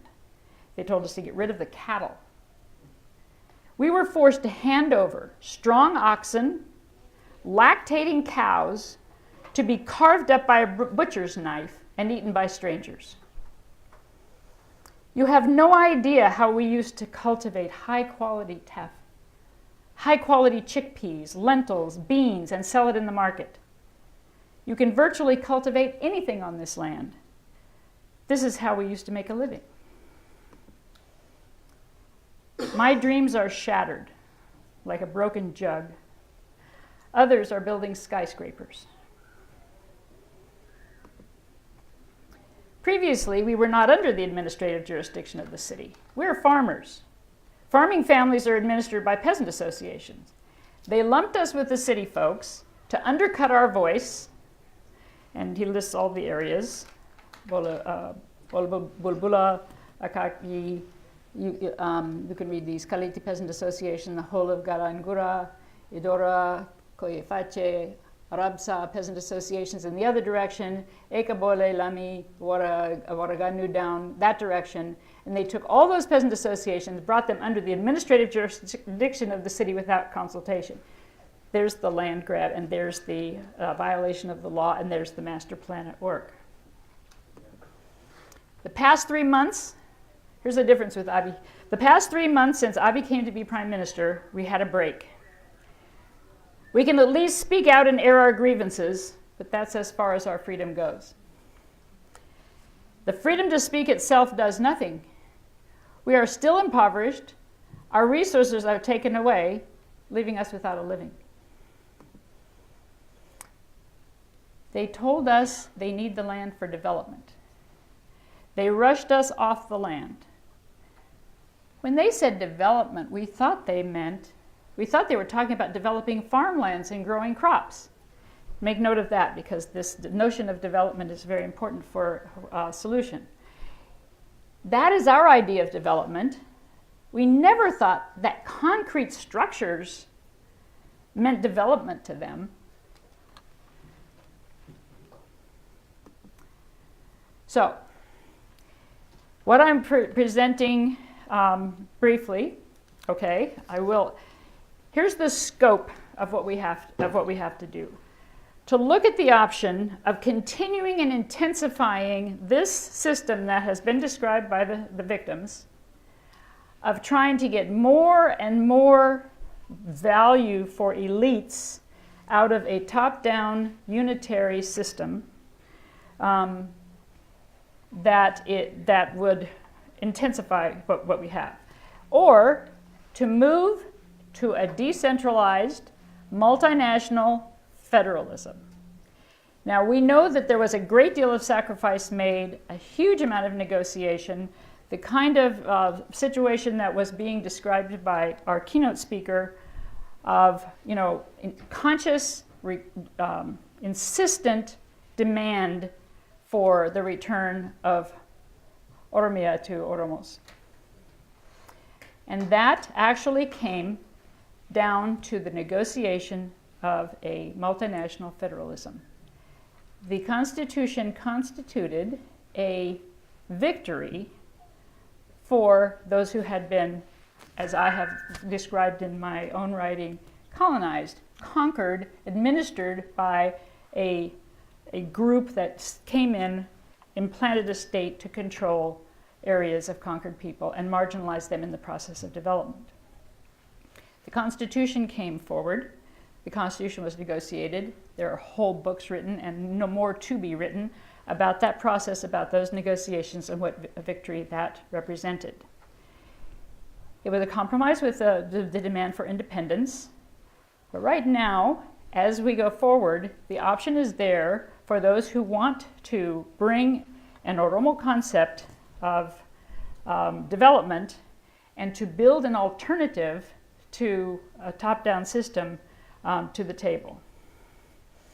So let's just briefly go through what is possible here. The next one, I'll just skim these and say this is where we need to be looking. Multinational federation can provide a space for Oromo to lead in developing according to the principles of Fitna Finne. Anissa, Kassam, and Gammachu are writing about this. They have written in very clearly and very powerfully in the book they are promising us next summer at OSA. In the promotion of development schemes, farmers were deceived. This shows that the farmers, but they also had a concept that contrasted with what they were being presented. Development would appeal to them as an agricultural people with a unique view of agroecology. So Oromos believe that all nature is has life coiled within it, in seeds, in embryos, in potentialities that need to be preserved, identified and preserved. And then the productivity that comes out of that is spread very evenly, equitably through the society. That concept, that decentralization, and the space that multinational federalism would provide for that to be developed is where I think the conversation about the future needs to be located. Women contribute to it, the youth contribute to it, the producers contribute to it, the young entrepreneurs contribute to it, and there begins to be an alternative plan laid out. It's going to take a long time. It's taken a long time to put in place, but it is actually in the direction that the force of international commitments is going. How are we doing? Okay. Corporate gurus are saying the corporate model has reached its limit. They're sucking the communities dry. They have not preserved the resources that are necessary to continue production. Food supply is in peril. Small farmers are more productive and feed more people than huge agro-industry. Industrial parks are not the future. There has to be a different model coming forward. And I guess my message to you, which is like, I'm halfway through the paper, is that Oromos have, within their own tradition, the answer that that the world is looking for. Oromos value it and treasure it. It's rich, it's complex, and it is powerful enough to support new institutions. And I think that developing this, getting that message out, embracing the option of doing it within a federal state, and connecting the parts that are commensurate between Oromo and other marginalized southern and eastern peoples can provide a way forward. There are people who are working on this. Girma Tadessa has published a very interesting mapping of a new decentralized design.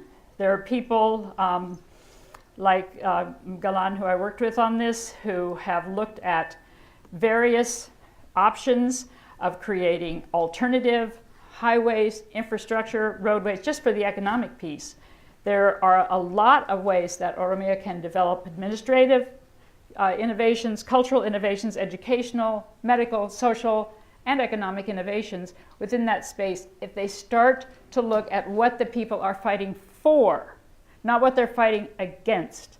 The obstacles will be there, but the message of what do the Kero want? What do the Oromos want? What does the world want? What do environmentalists want? What do people who want justice want? It's a redistribution. It's a kind of structured, trustful society that the Oromos have developed and can possibly be revived.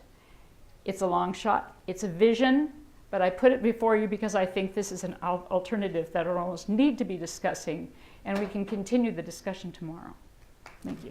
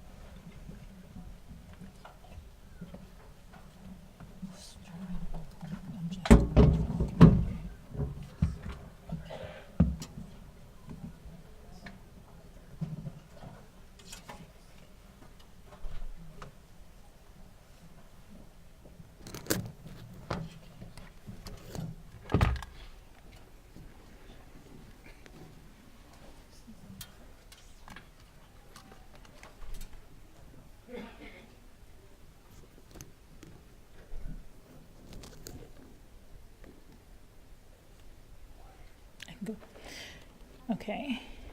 Hello, everyone. I am going to just sort of read my paper. I don't have a PowerPoint.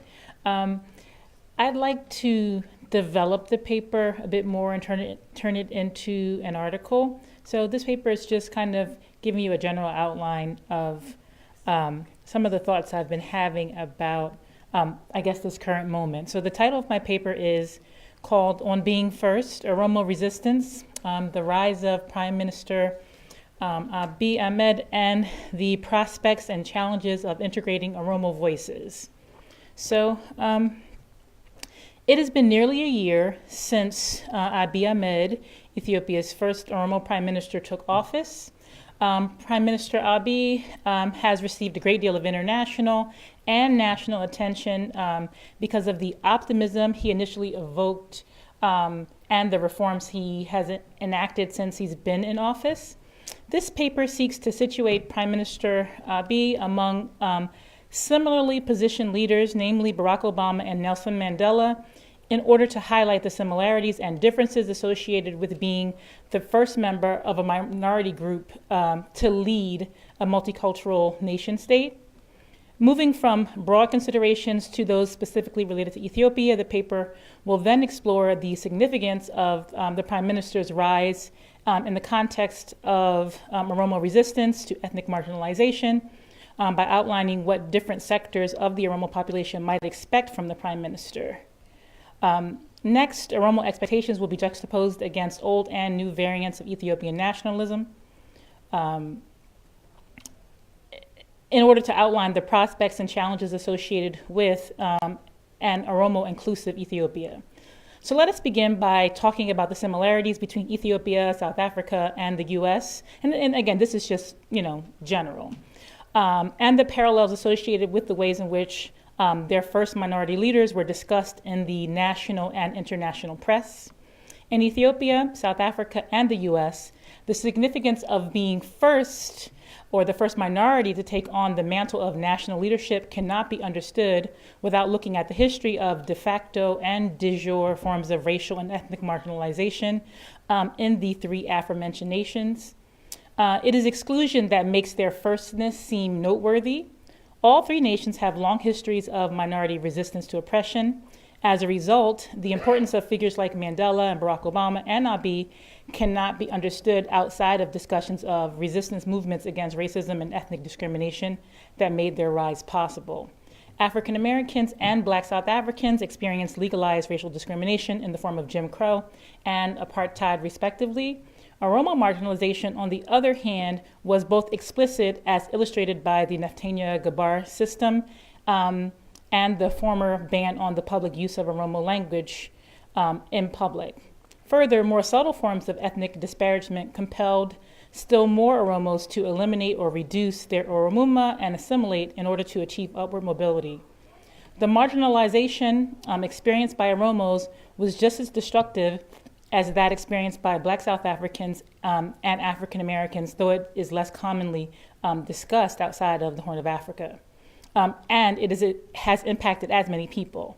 The ethnic discrimination Oromos faced led to the rise of Oromo nationalism in the 1960s, which sought to eliminate barriers to Oromo equality, and in some cases even sought self-determination.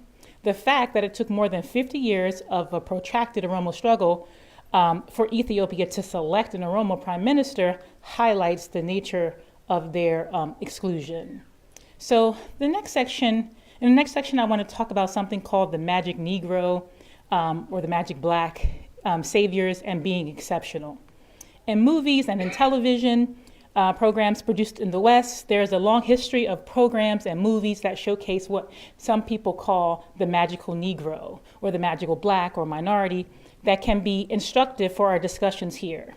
Blacks that are not depicted as clowns, criminals, violent, hypersexual, unintelligent, or lazy have been called magical Negroes or magical Blacks.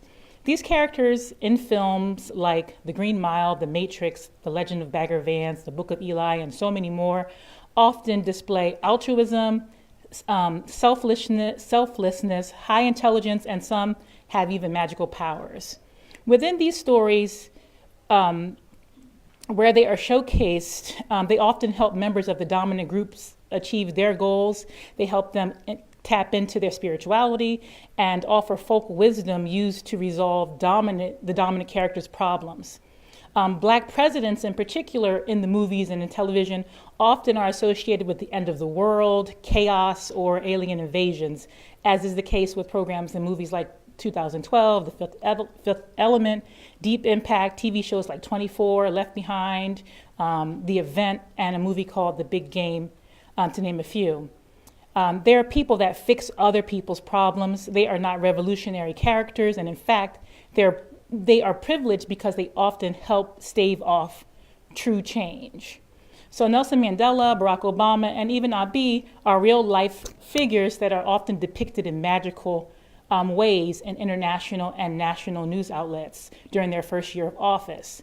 They're often deemed exceptional and thus not like normal, more flawed members of their groups. These three figures are often depicted as having the potential to heal the nation, heal divides with their vision, their charisma, their exceptionalism. Mandela was exceptional because of the time he spent in prison and his dedication to end apartheid. He was almost seen like the grandfather or the father of the nation. Obama was exceptional as an orator, and because of his ability to mirror and reflect whatever those who looked at him wanted to see. And Abiy, too, has a star quality, and in news stories, he's often heralded as magical, and in one story, he was even called a talisman, right? So he is exceptional due to his vision and the new quality of reforms that he has enacted. Both he and Obama are also like multicultural, and they have a dual heritage, which makes them more appealing to dominant groups. These leaders are often given credibility not because they are a typical representative of their race or ethnic group, but because they are different from the masses in some way. It is only through their excision or the cutting away of the ethnic and racial components of their identity that they gain respect from dominant groups. All three figures were required. Are almost required to talk about bridges, accommodation, unity, forgiveness of the past. As first, they can never truly cater to their own group. They must cater to the majority. They must sacrifice their identity and the needs of their people for the sake of acceptance and opportunity to lead if they want legitimacy among the very groups that had marginalized them. So now I want to talk a little bit about Prime Minister Abiy and the Oromo. Prime Minister Abiy's selection was largely the result of a Cairo-driven Oromo protest movement and can be considered one of the first times in Ethiopian history that nonviolent resistance brought about change. The rise of Prime Minister Abiy caused the spirit of optimism to circulate throughout the country concerning the prospects for democracy, the respect of human rights, and increased prosperity for all of Ethiopian citizenry. For the Oromo in particular, Abiy represented the dream of inclusion realized, at least symbolically. Though some sectors of the Oromo population were and are still wary about his true intentions and they are unsure if he can truly deliver on many of the promises that he's made, the vast majority of Oromos initially hoped Abiy signaled a new day in Ethiopian politics where the Oromo, the nation's largest ethnic community, could finally be able to lead. Different sectors of the Oromo population had their own concerns upon seeing, sectors of the Oromo population had their own concerns. So upon seeing the release of political prisoners and journalists, the inclusion of significant numbers of women in the cabinet, Abiy's promise to support free and fair elections in 2020, the welcoming of opposition groups into Ethiopia, peace with Eritrea, and a number of other changes won him some measure of support amongst the diaspora, where staunch opponents did an about-face and returned to Ethiopia with the desire to be part of this new Ethiopia led by an Oromo, where they could actually make qualitative differences. Members of the diaspora did not want to be left out of Ethiopia's transformation. For the first time in decades, the Oromo diaspora's capacity could finally be used inside of Ethiopia for the benefit of the Oromo. The Oromo protests and Abiy's appointment also provided the space for a cottage industry of Oromo and other pundits to sort of discuss and act as soothsayers about what might be happening in Ethiopia. So I know I have to kind of speed this up. Okay, so that kind of was a discussion of what the diaspora sort of felt about Abiy. Now I want to talk to you a little bit about how Oromos inside the country viewed him. So what benefits have the Cairo and farmers reaped now that they have an Oromo prime minister? The changes that have taken place in Ethiopia under the current prime minister have been both symbolic and material. let us talk about the symbolic ones first.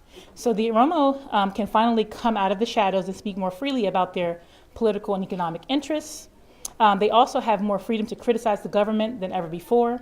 In addition, in the lead up to OLS return, the Oda tree became not just a symbol of the Oromo, it proliferated throughout the country and was seen all across Addis in ways that would have been unthinkable before. This conflation of Oromo liberation, democracy, and freedom has not been easy for other groups to accept.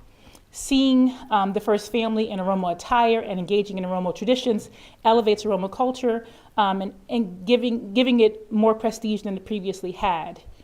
That Abiy Ahmed is the only leader in the nation's modern history to at least espouse a balanced platform is also a source of pride, as it highlights the Oromo culture's tendency to value democratic principles in a basic sense.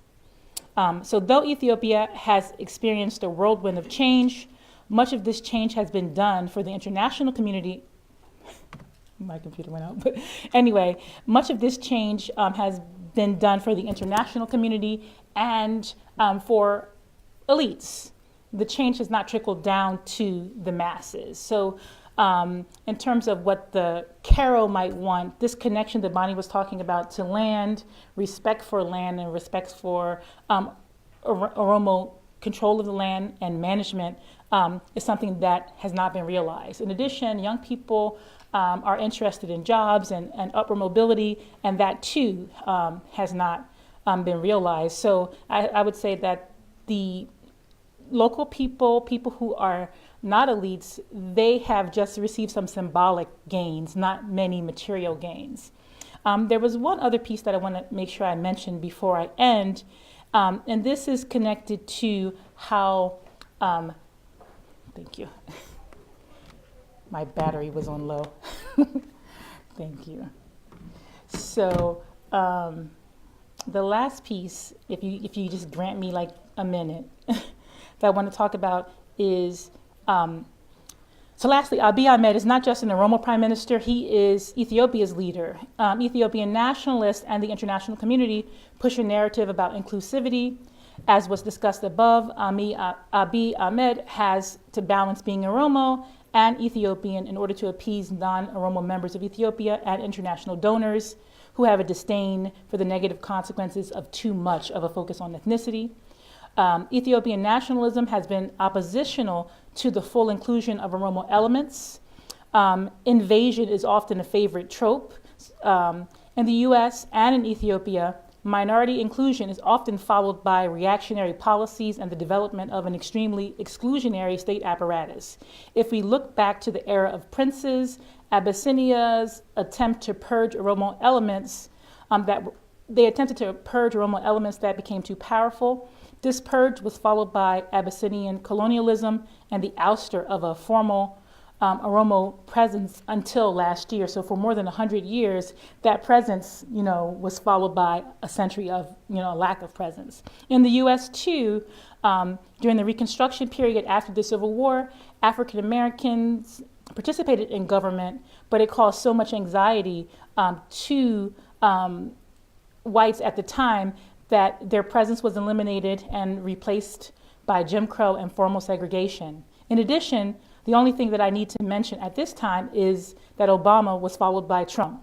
So I bring these examples up to highlight that the Oromo struggle for true inclusion is still required. Dominant groups see Oromo advancement as a kind of zero-sum game. The challenge for any Oromo leader will be to destabilize this kind of thinking if all people in the country are to experience upward mobility. Thank you. Thank you so much. That's smart of you. I was like, I knew it. I had a feeling it was going to go out.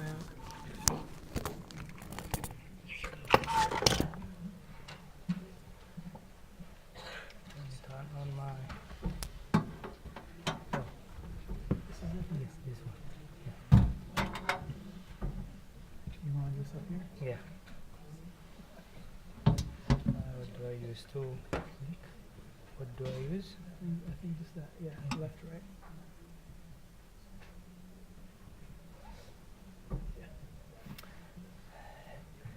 Okay. My topic today is about Madamar. When Abiy came to power, the word Madamar became a kind of popular word. So what has Madamar? Oh.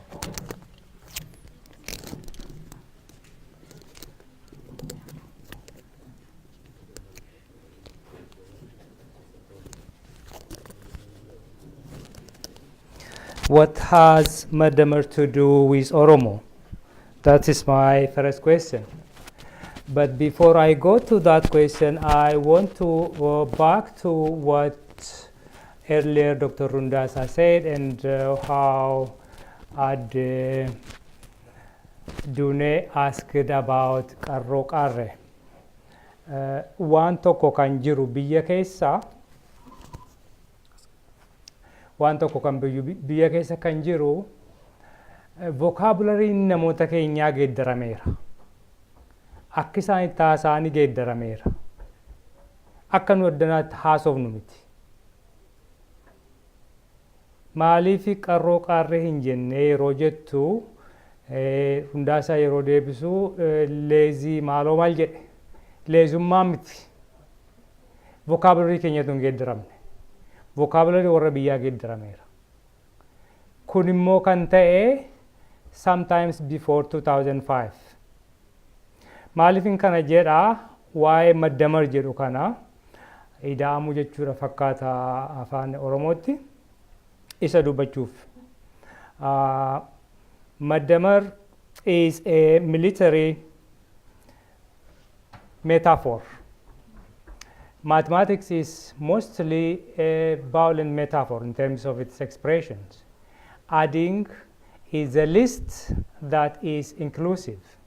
Subtraction, multiplication is very ugly metaphor. Division, very ugly metaphor.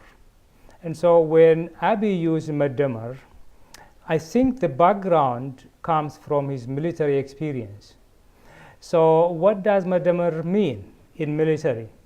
When the army prepares for an engagement, there is a process called Madamar. Every individual unit that is ready for action, they are basically united in action. There is a pre-planned action, and therefore they act simultaneously at one time as they were told. And it is not that they are expecting order, they already know what they do. What this does is it unifies the power of their engagement. There could be small unit, there could be a large unit, but the very small unit army can win a large number of army by Madamar, by being united in action. So essentially, this is the metaphor he used in politics, because to some extent in politics, Madamar can be standing together historically in many ways. This also makes him different from the previous regimes, and I shall come to that later on. Now, here is the next point. After Madamar, after engagement, the commander calls all of them, and now individually every member of that unit that acted, that fought, that engaged, there is going to be what I call here accounting. Liability and assets. So who did what during the previous engagement? Maaltu ture, maaltu hojjetame, eenyutu hojjete. Isa kana kani barbaachisaa nuuf. Madamar yoo ta'e already namooti keenya eda'amaniiru. Inni sila isiniin jedhe isa kana. Inni sila vocabulary namoota keenyaa geeddarameera inni jedhu isa kana. Tureera namoonni keenya vocabulary isaanii geeddaratanii. Vocabulary kana geeddaruu jechuun immoo maa inni mental emancipation jechuudha. Addana amma emancipating minds jedha inni kuulanii ni maxxansite asirratti. Namoonni keenya kana geeddarataniiru. Kana kan geeddaratan immoo maalirraa ka'e? Tokko qubee generationiidha. 1991, 92 to around 2000. Qubee generationiin ka'uun kun afaan Oromootiin baratan. Inni kun tokko. Inni lammaffaan immoo Oromoo social geography-tu geeddarame.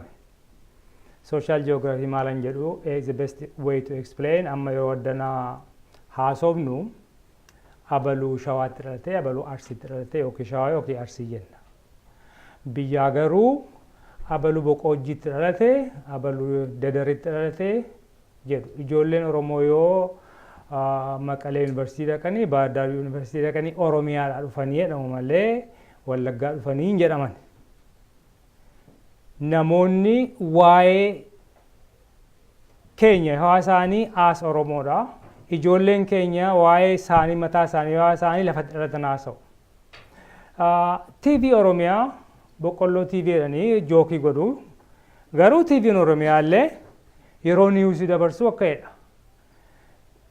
Oromiyaa bahaa dadaritti, Oromiyaa giddugaleessa baakkootti, or salaaletti akka jedheetu niwusii dabarsa.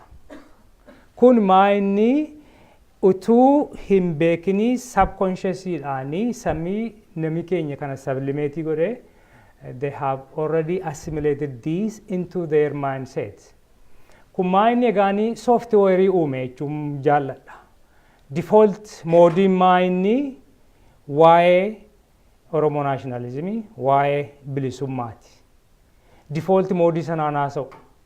Default moodii sanaan haasa'uutu madda marii fidee already namooti Oromoon keenya walitti ida'amanii wal'aansoo kana fidan. Egaa waan tokkoon immoo asirratti dabala. Inni sadaffaani geeddaramsi guddaan ni ta'e afaan Oromootiin akka jedhu hin beeku. Change from Oromo in itself to Oromo for itself. Oromo in itself jechuun anthropological data, historical or sociological. Maanni waa'ee Booranaa yoo haasoftu waa'ee Gadaasa ta'u malee ati yookiin waa'ee anthropology haasa'aa jirta.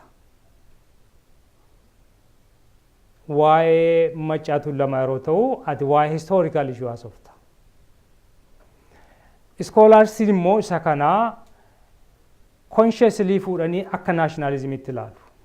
Nationalismiin kun garuu saba keessa yeroo faca'utu sabi kan isaa godhata. Sabni kan isaa godhatu language isaatti yeroo geeddarudha. Language isaatti geeddarate. So Oromo for itself jechuun already mindin isaa liberated ta'eera. Softwarein isaa geeddarameera akka inni sammuu akka softwareitti waan haasa'aniif kanaafanii metaaforii kana yuuzii godha sammuu isaatu akka itti geeddaramee jira.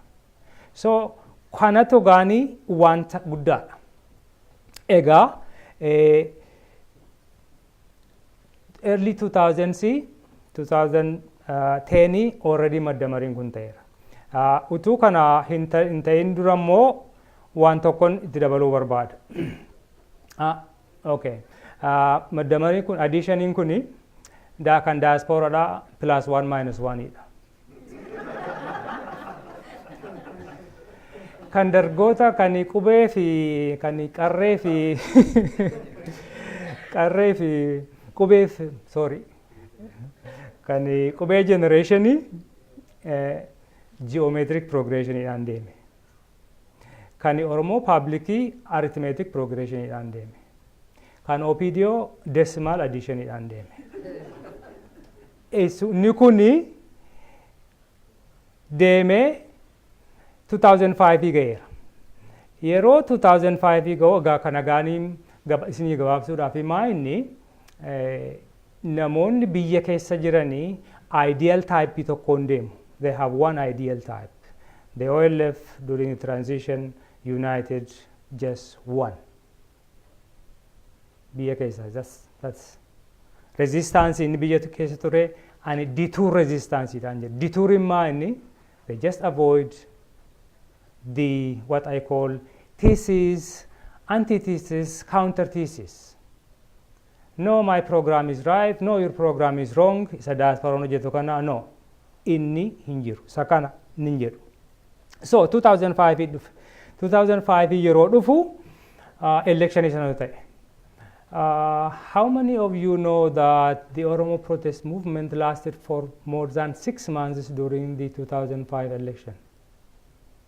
How many of you? 1 or 2 or 3? 200 days. 200 days. International newsing kan coverii godhe isa Finfinnee keessatti si'a tokko ka'ee warri presidensiin Finfinnee ka'anii crashdii ta'anii mootummaan EPRDF na'e shockdii ta'e garuu kan Oromiyaadha it went on with news blackout for over 6 months. Over 6 months. What similarly kan ta'e isa qeerroo qarree uprising wajjimmaa inni yeroo federal armiin district tokkotti ergu districtiin suni quietii ta'a ijoolleen jalaa movii godhu. District gara biraarraa uprising protesting ga'a. Yeroo isaan achi gaazarii godhan iddoo tokko dhaqan iddoo tokko ka'a. So staggered uprisingin kuni inni gadda ta'ee TPLFin baase kuni yeroo sana rehearsedii ta'e there is connection between these two. Kun egaa maaliif ta'e duraanii mindsetii namaa kan geeddaramedha. Kanaafitu kun hundaa dhufe. So egaa amma maddamariin kuni nuufi already ta'eera. Eega ta'e booda namoota warra garbiraa immoo movementiin jiru ofitti fidee movementiin kuni Prime Minister Abiyin asiin ga'eera. When Zakia was saying, she mentioned something about the magical person. That reminds me what is going on back home. Now on the internet there is these insults directed against the Oromo. But the elites back home have started asking Abiy to essentially become the charismatic leader, to basically dismantle the constitution and then to rule by himself. To rule by himself. 3 different, Daud Olagurugis openly, Andreas Shete and Samuel Asafa, they are worried about the use of what is called charismatic leader, and Masai Kabade comes up and say no, charismatic leaders are transitional, and so the transition it is okay, let him do it. Now what is the problem with these 3? The problem with these 3 guys is what Abiy and Lamma are doing now is they are supporting pan-Ethiopianism. Pan-Ethiopianism.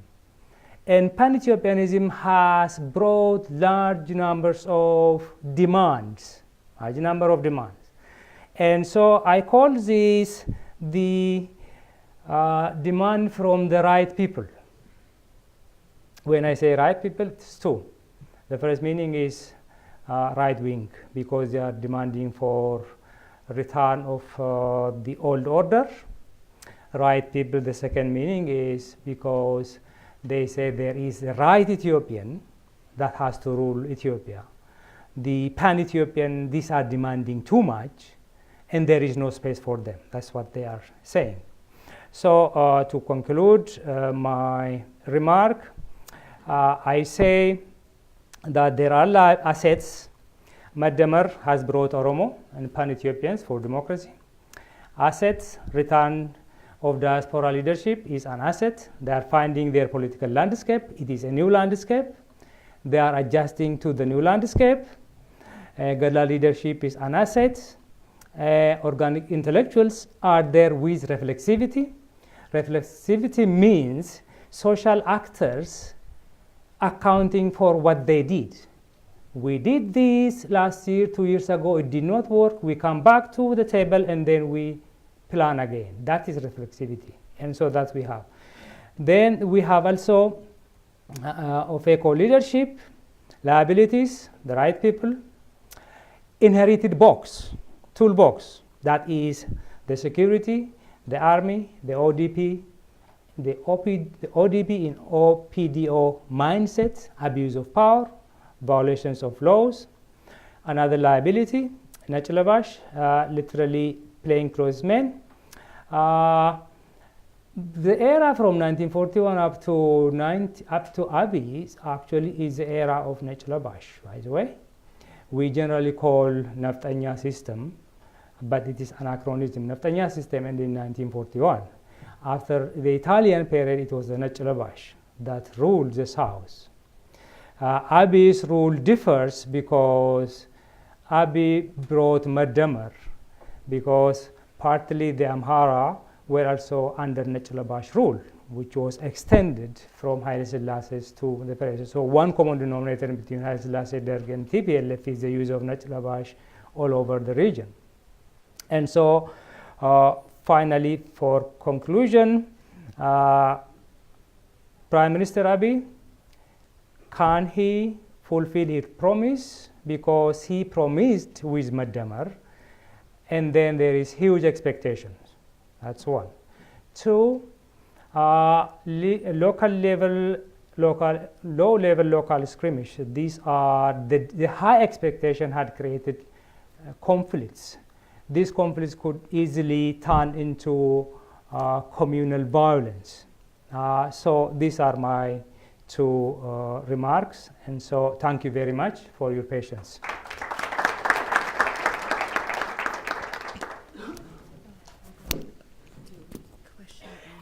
How many questions? I would say two. Let's see how many raise their hands. Okay. Okay, Kulani tells me how many questions I have to or I shouldn't have raised or so I'm not going to say so right now. What's your name? Yeah, Kia. Show to whom you are asking.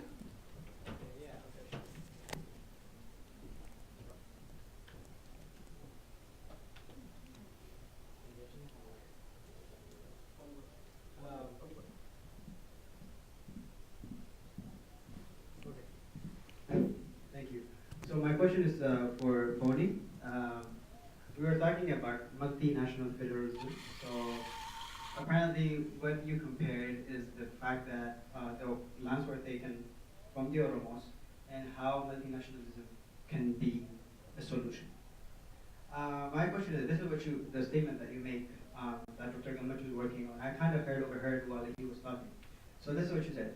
Multinational federalism can provide space for Oromo to lead in developing according to the principle of Finna, which we don't really know yet. They're working on it. This is my question.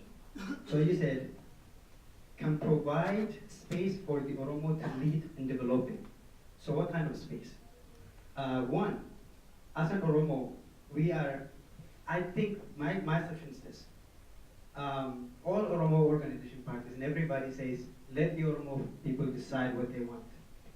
When we say provide a space, the most resource asset that country has, especially Oromia, is land. So when others come, taking our land, what kind of a space does it create for the Oromos? That's question number one. Number two is the 21% of Ethiopian export is gold. That comes from Oromia region. Economically, I'm talking about. Socially, we can talk about Afan Oromo is not still being federal language.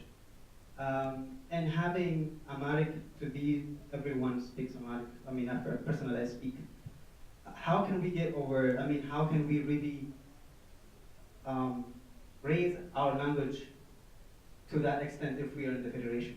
So when we can go on politics, having Oromia as an independent country. Can you short? I can just say go on and go on, but the thing is this, can we not at least decide for the Oromos to say, oh, federation is actually a solution? Can we let the people decide what they want, and then we can go from there? I think that's my assumption, but no offense to you, Bonnie, I love you so much. Just for the interest of time, please shorten your questions and summarize them in a question form. Go ahead.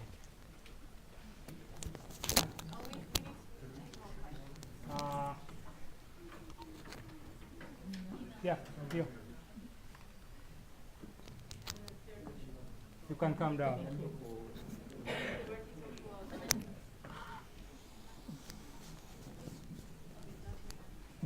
Okay. Your name is Zaki. I think that my question is for you. I like the comparison that you make between the different leaders from minority group, Mandela, Abiy, and Barack Obama. And one of the challenges that they had, the challenge that Barack Obama had, and one thing that Michelle Obama wrote in her memorial about, actually Barack Obama is not really black enough, or he didn't care a lot about the issue of black people. And that is the same question that we have for Abiy, actually. So, like, and some people assess about South Africa apartheid and say, yeah, it's good to have Mandela, it was really good, but Mandela didn't address economic question. Okay. So there is, for us, it is a year to assess Abiy's performance. There is only 1 year, I think. How do you see the really huge demand from the ethnic or from the tribe, or let's say African Americans, or black South Africans, or Oromo in case of Ethiopia, demanding a lot from their leader, from their charismatic person, like quote unquote charismatic person, and their role as a leader for everybody in the nation? Thank you so much. That is how do we go with that? That's my question. I hope you got Take the microphone up, give it to Amane, and then Najat. Okay. Ayeba Egadotoma, thank you so much. My question is for Dr. Ayana. Thank you so much for your presentation. The question is with regards to Magda and its relation to Oromo nationalism. So what I want to know is, would the growth of Madamir as an ideology within the Ethiopian state, would it contradict Oromo nationalism, or would it weaken Oromo nationalism? And the other question that ties to that particular question is there space for compromise between the two? Are they able to coexist and strengthen the federalist system that we hope will function in the future? Thank you.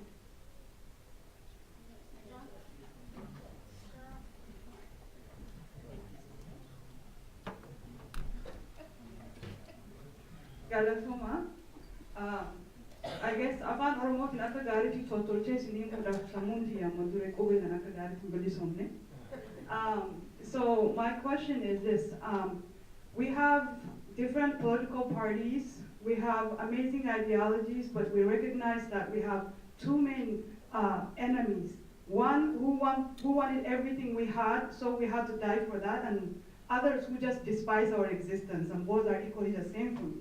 So at this particular time, a very critical time in our political history, what, if anything, Oromo intellectuals in any part and every part of the world, and Oromia included, is doing to consolidate our political ideology in a way that has a permanent impact in carving our future as people moving forward, tackling questions like strengthening multi-federalism and securing our economic power, addressing social issues, developing our country in a way that is human-centered and a development that actually answers to the local community. So what are we doing to consolidate our intellectual powers to address our issues? To whom are you addressing your question?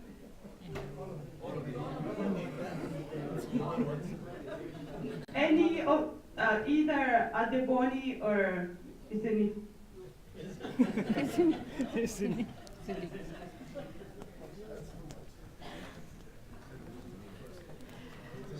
Okay, Kia, I love you too.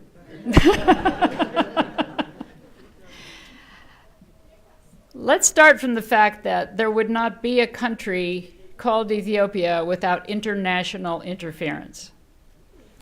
Ethiopia occupies a space, a sweet spot that was created when colonial powers didn't know which one of them was going to take over East Africa.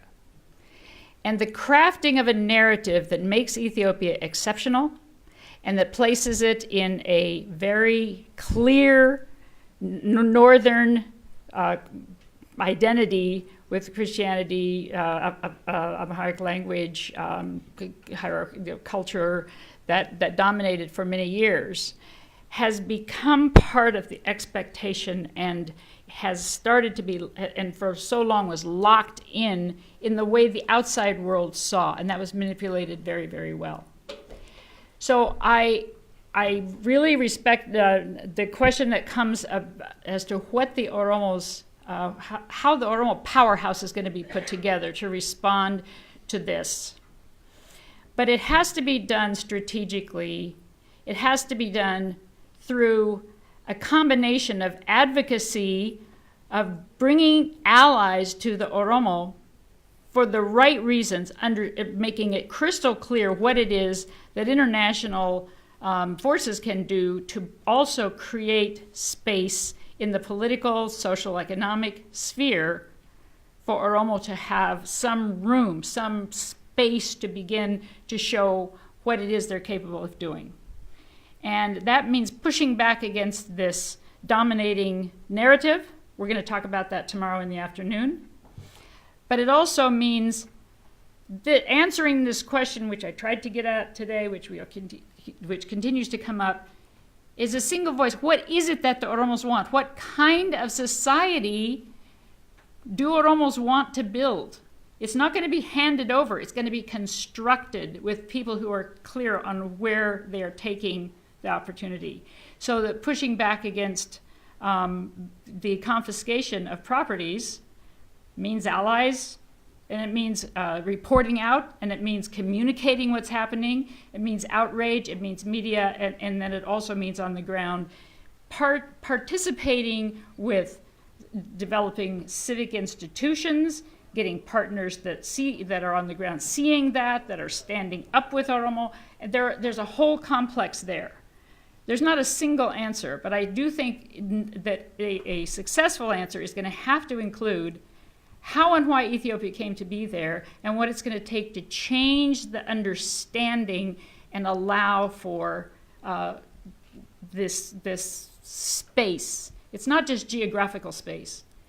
It's intellectual space, it's social space, and it's economic space. I don't have the answer to that question. I don't think many people do, but let me just say this. I think if we look at, Obama and Mandela, African Americans and Black South Africans, by the end, were dissatisfied, and they felt that they were neglected. And I feel the same thing's going to happen under Abiy. However, I think the focus on charisma and the magical element is almost like a proxy, so you don't focus on, other expectations. Right. So it just becomes this, hey, look over there, this person's awesome. He's a rock star. Focus on that. We're not giving you anything. He's just symbolic, but hey, that's enough. It's a start. So I think that I don't believe he's going to do, much. I do think, though, there's more risk associated with Abiy, in part because, the Western frameworks and safeguards, and they're not in place in Ethiopia in the same way that they are in America and that they were to some degree in South Africa. So I think, Dr. Ayana, you were on the right track to sort of talk about the dangers associated with that charisma.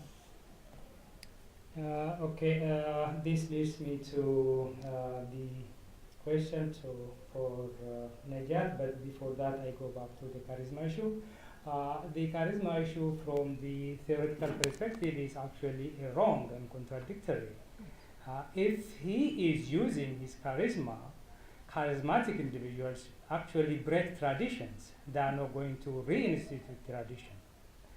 traditionii jiru bal'eessu malee warri kaarizmaatikiin dhufanii tradition isa durii deebisanii hin fidan.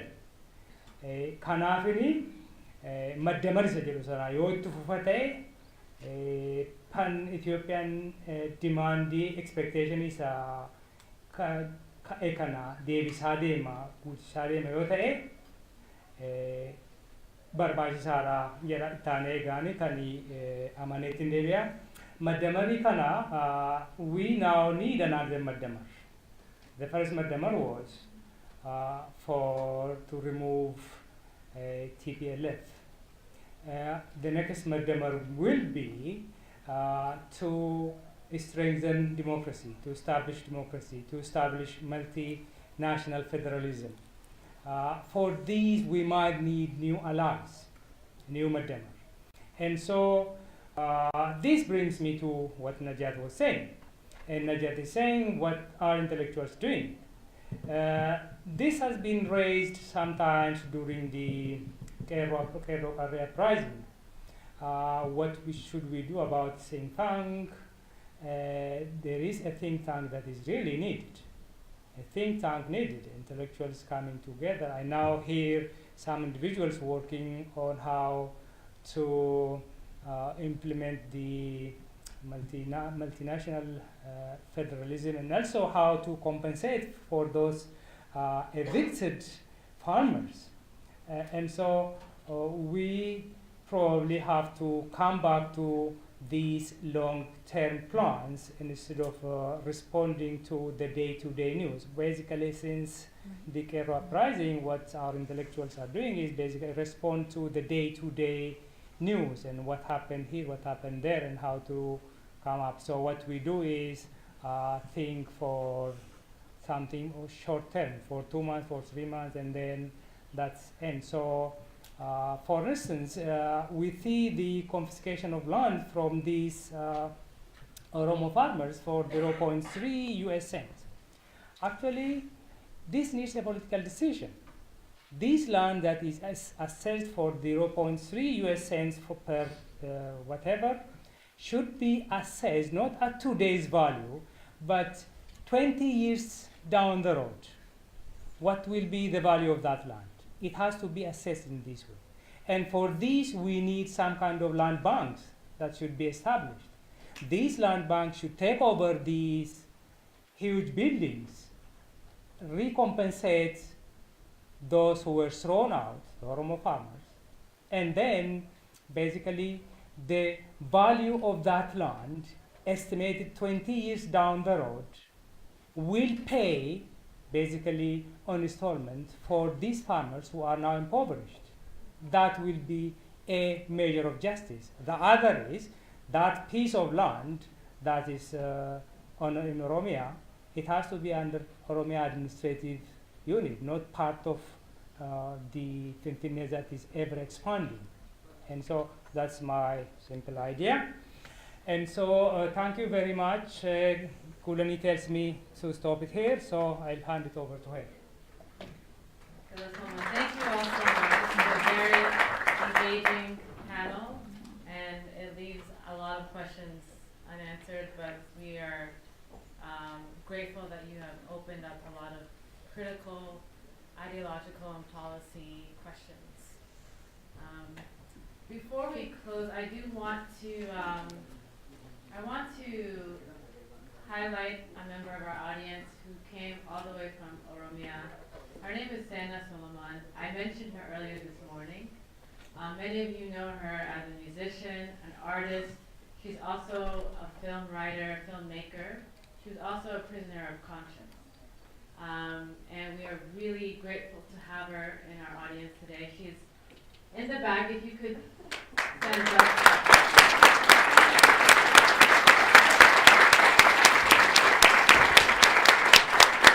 It's really an honor and privilege to have her here. And tomorrow at 5 p.m. At the end of the conference, we will be showcasing a film that she has written for called Iki. And I really hope that everyone will be here at that time. I think for now we're going to close the conference. If there's anyone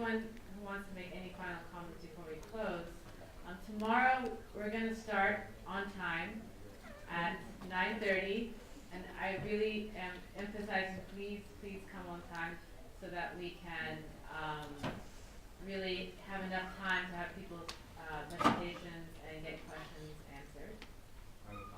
Yeah, you can have one. Okay. Hayyee akkam jirtan? Ati Salamoon baga dhuftee Oromiyaa fagoo irraa dhuftee hojii jiraachuu keetiif baga lubbuun jiraatte. I want to say thank you to the panelists. It actually intellectually stimulating what they've presented. It's good to draw parallels about different groups that have existed because Sabaa Sablamin hedduu dura turan waan kakkaanii tan isaan irraa barannetti qicannus ni jirti tan Oromoon immoo qabdu akkaate qabbanneen himtattis teenyisanis abbaatti taane addunyaa dhiyeessuun dirqama keenya. Kasimire wanni takka tajirtu warra African American kuni after the reconstruction to 1948 they really worked on economic power, the real power of the people. Actually, after 1950s, with the Great Society Initiative, things changed, values changed, and they focused more about political power with the passage of the Civil Rights Act, and then with the accession of Barack Obama to the presidency. Karu, the economic power in the Oromo to Uganda for more, political power in the African Americans, or South Africa, at the Ture de Mani. Abiyyi sirnuma jiru keessa as bahe. Kammoo abiyyi godhe Kairoon irraas numa jirti. It's up to us to empower Cairo waan sabni keenya barbaadu hagoosisuu danda'u carraan nu arga jiru. Abiyyiin isa jaa jiraatu ija beeksisa. Dhimmoota ija irraanfachuun qaba. That's my final remark. Thank you.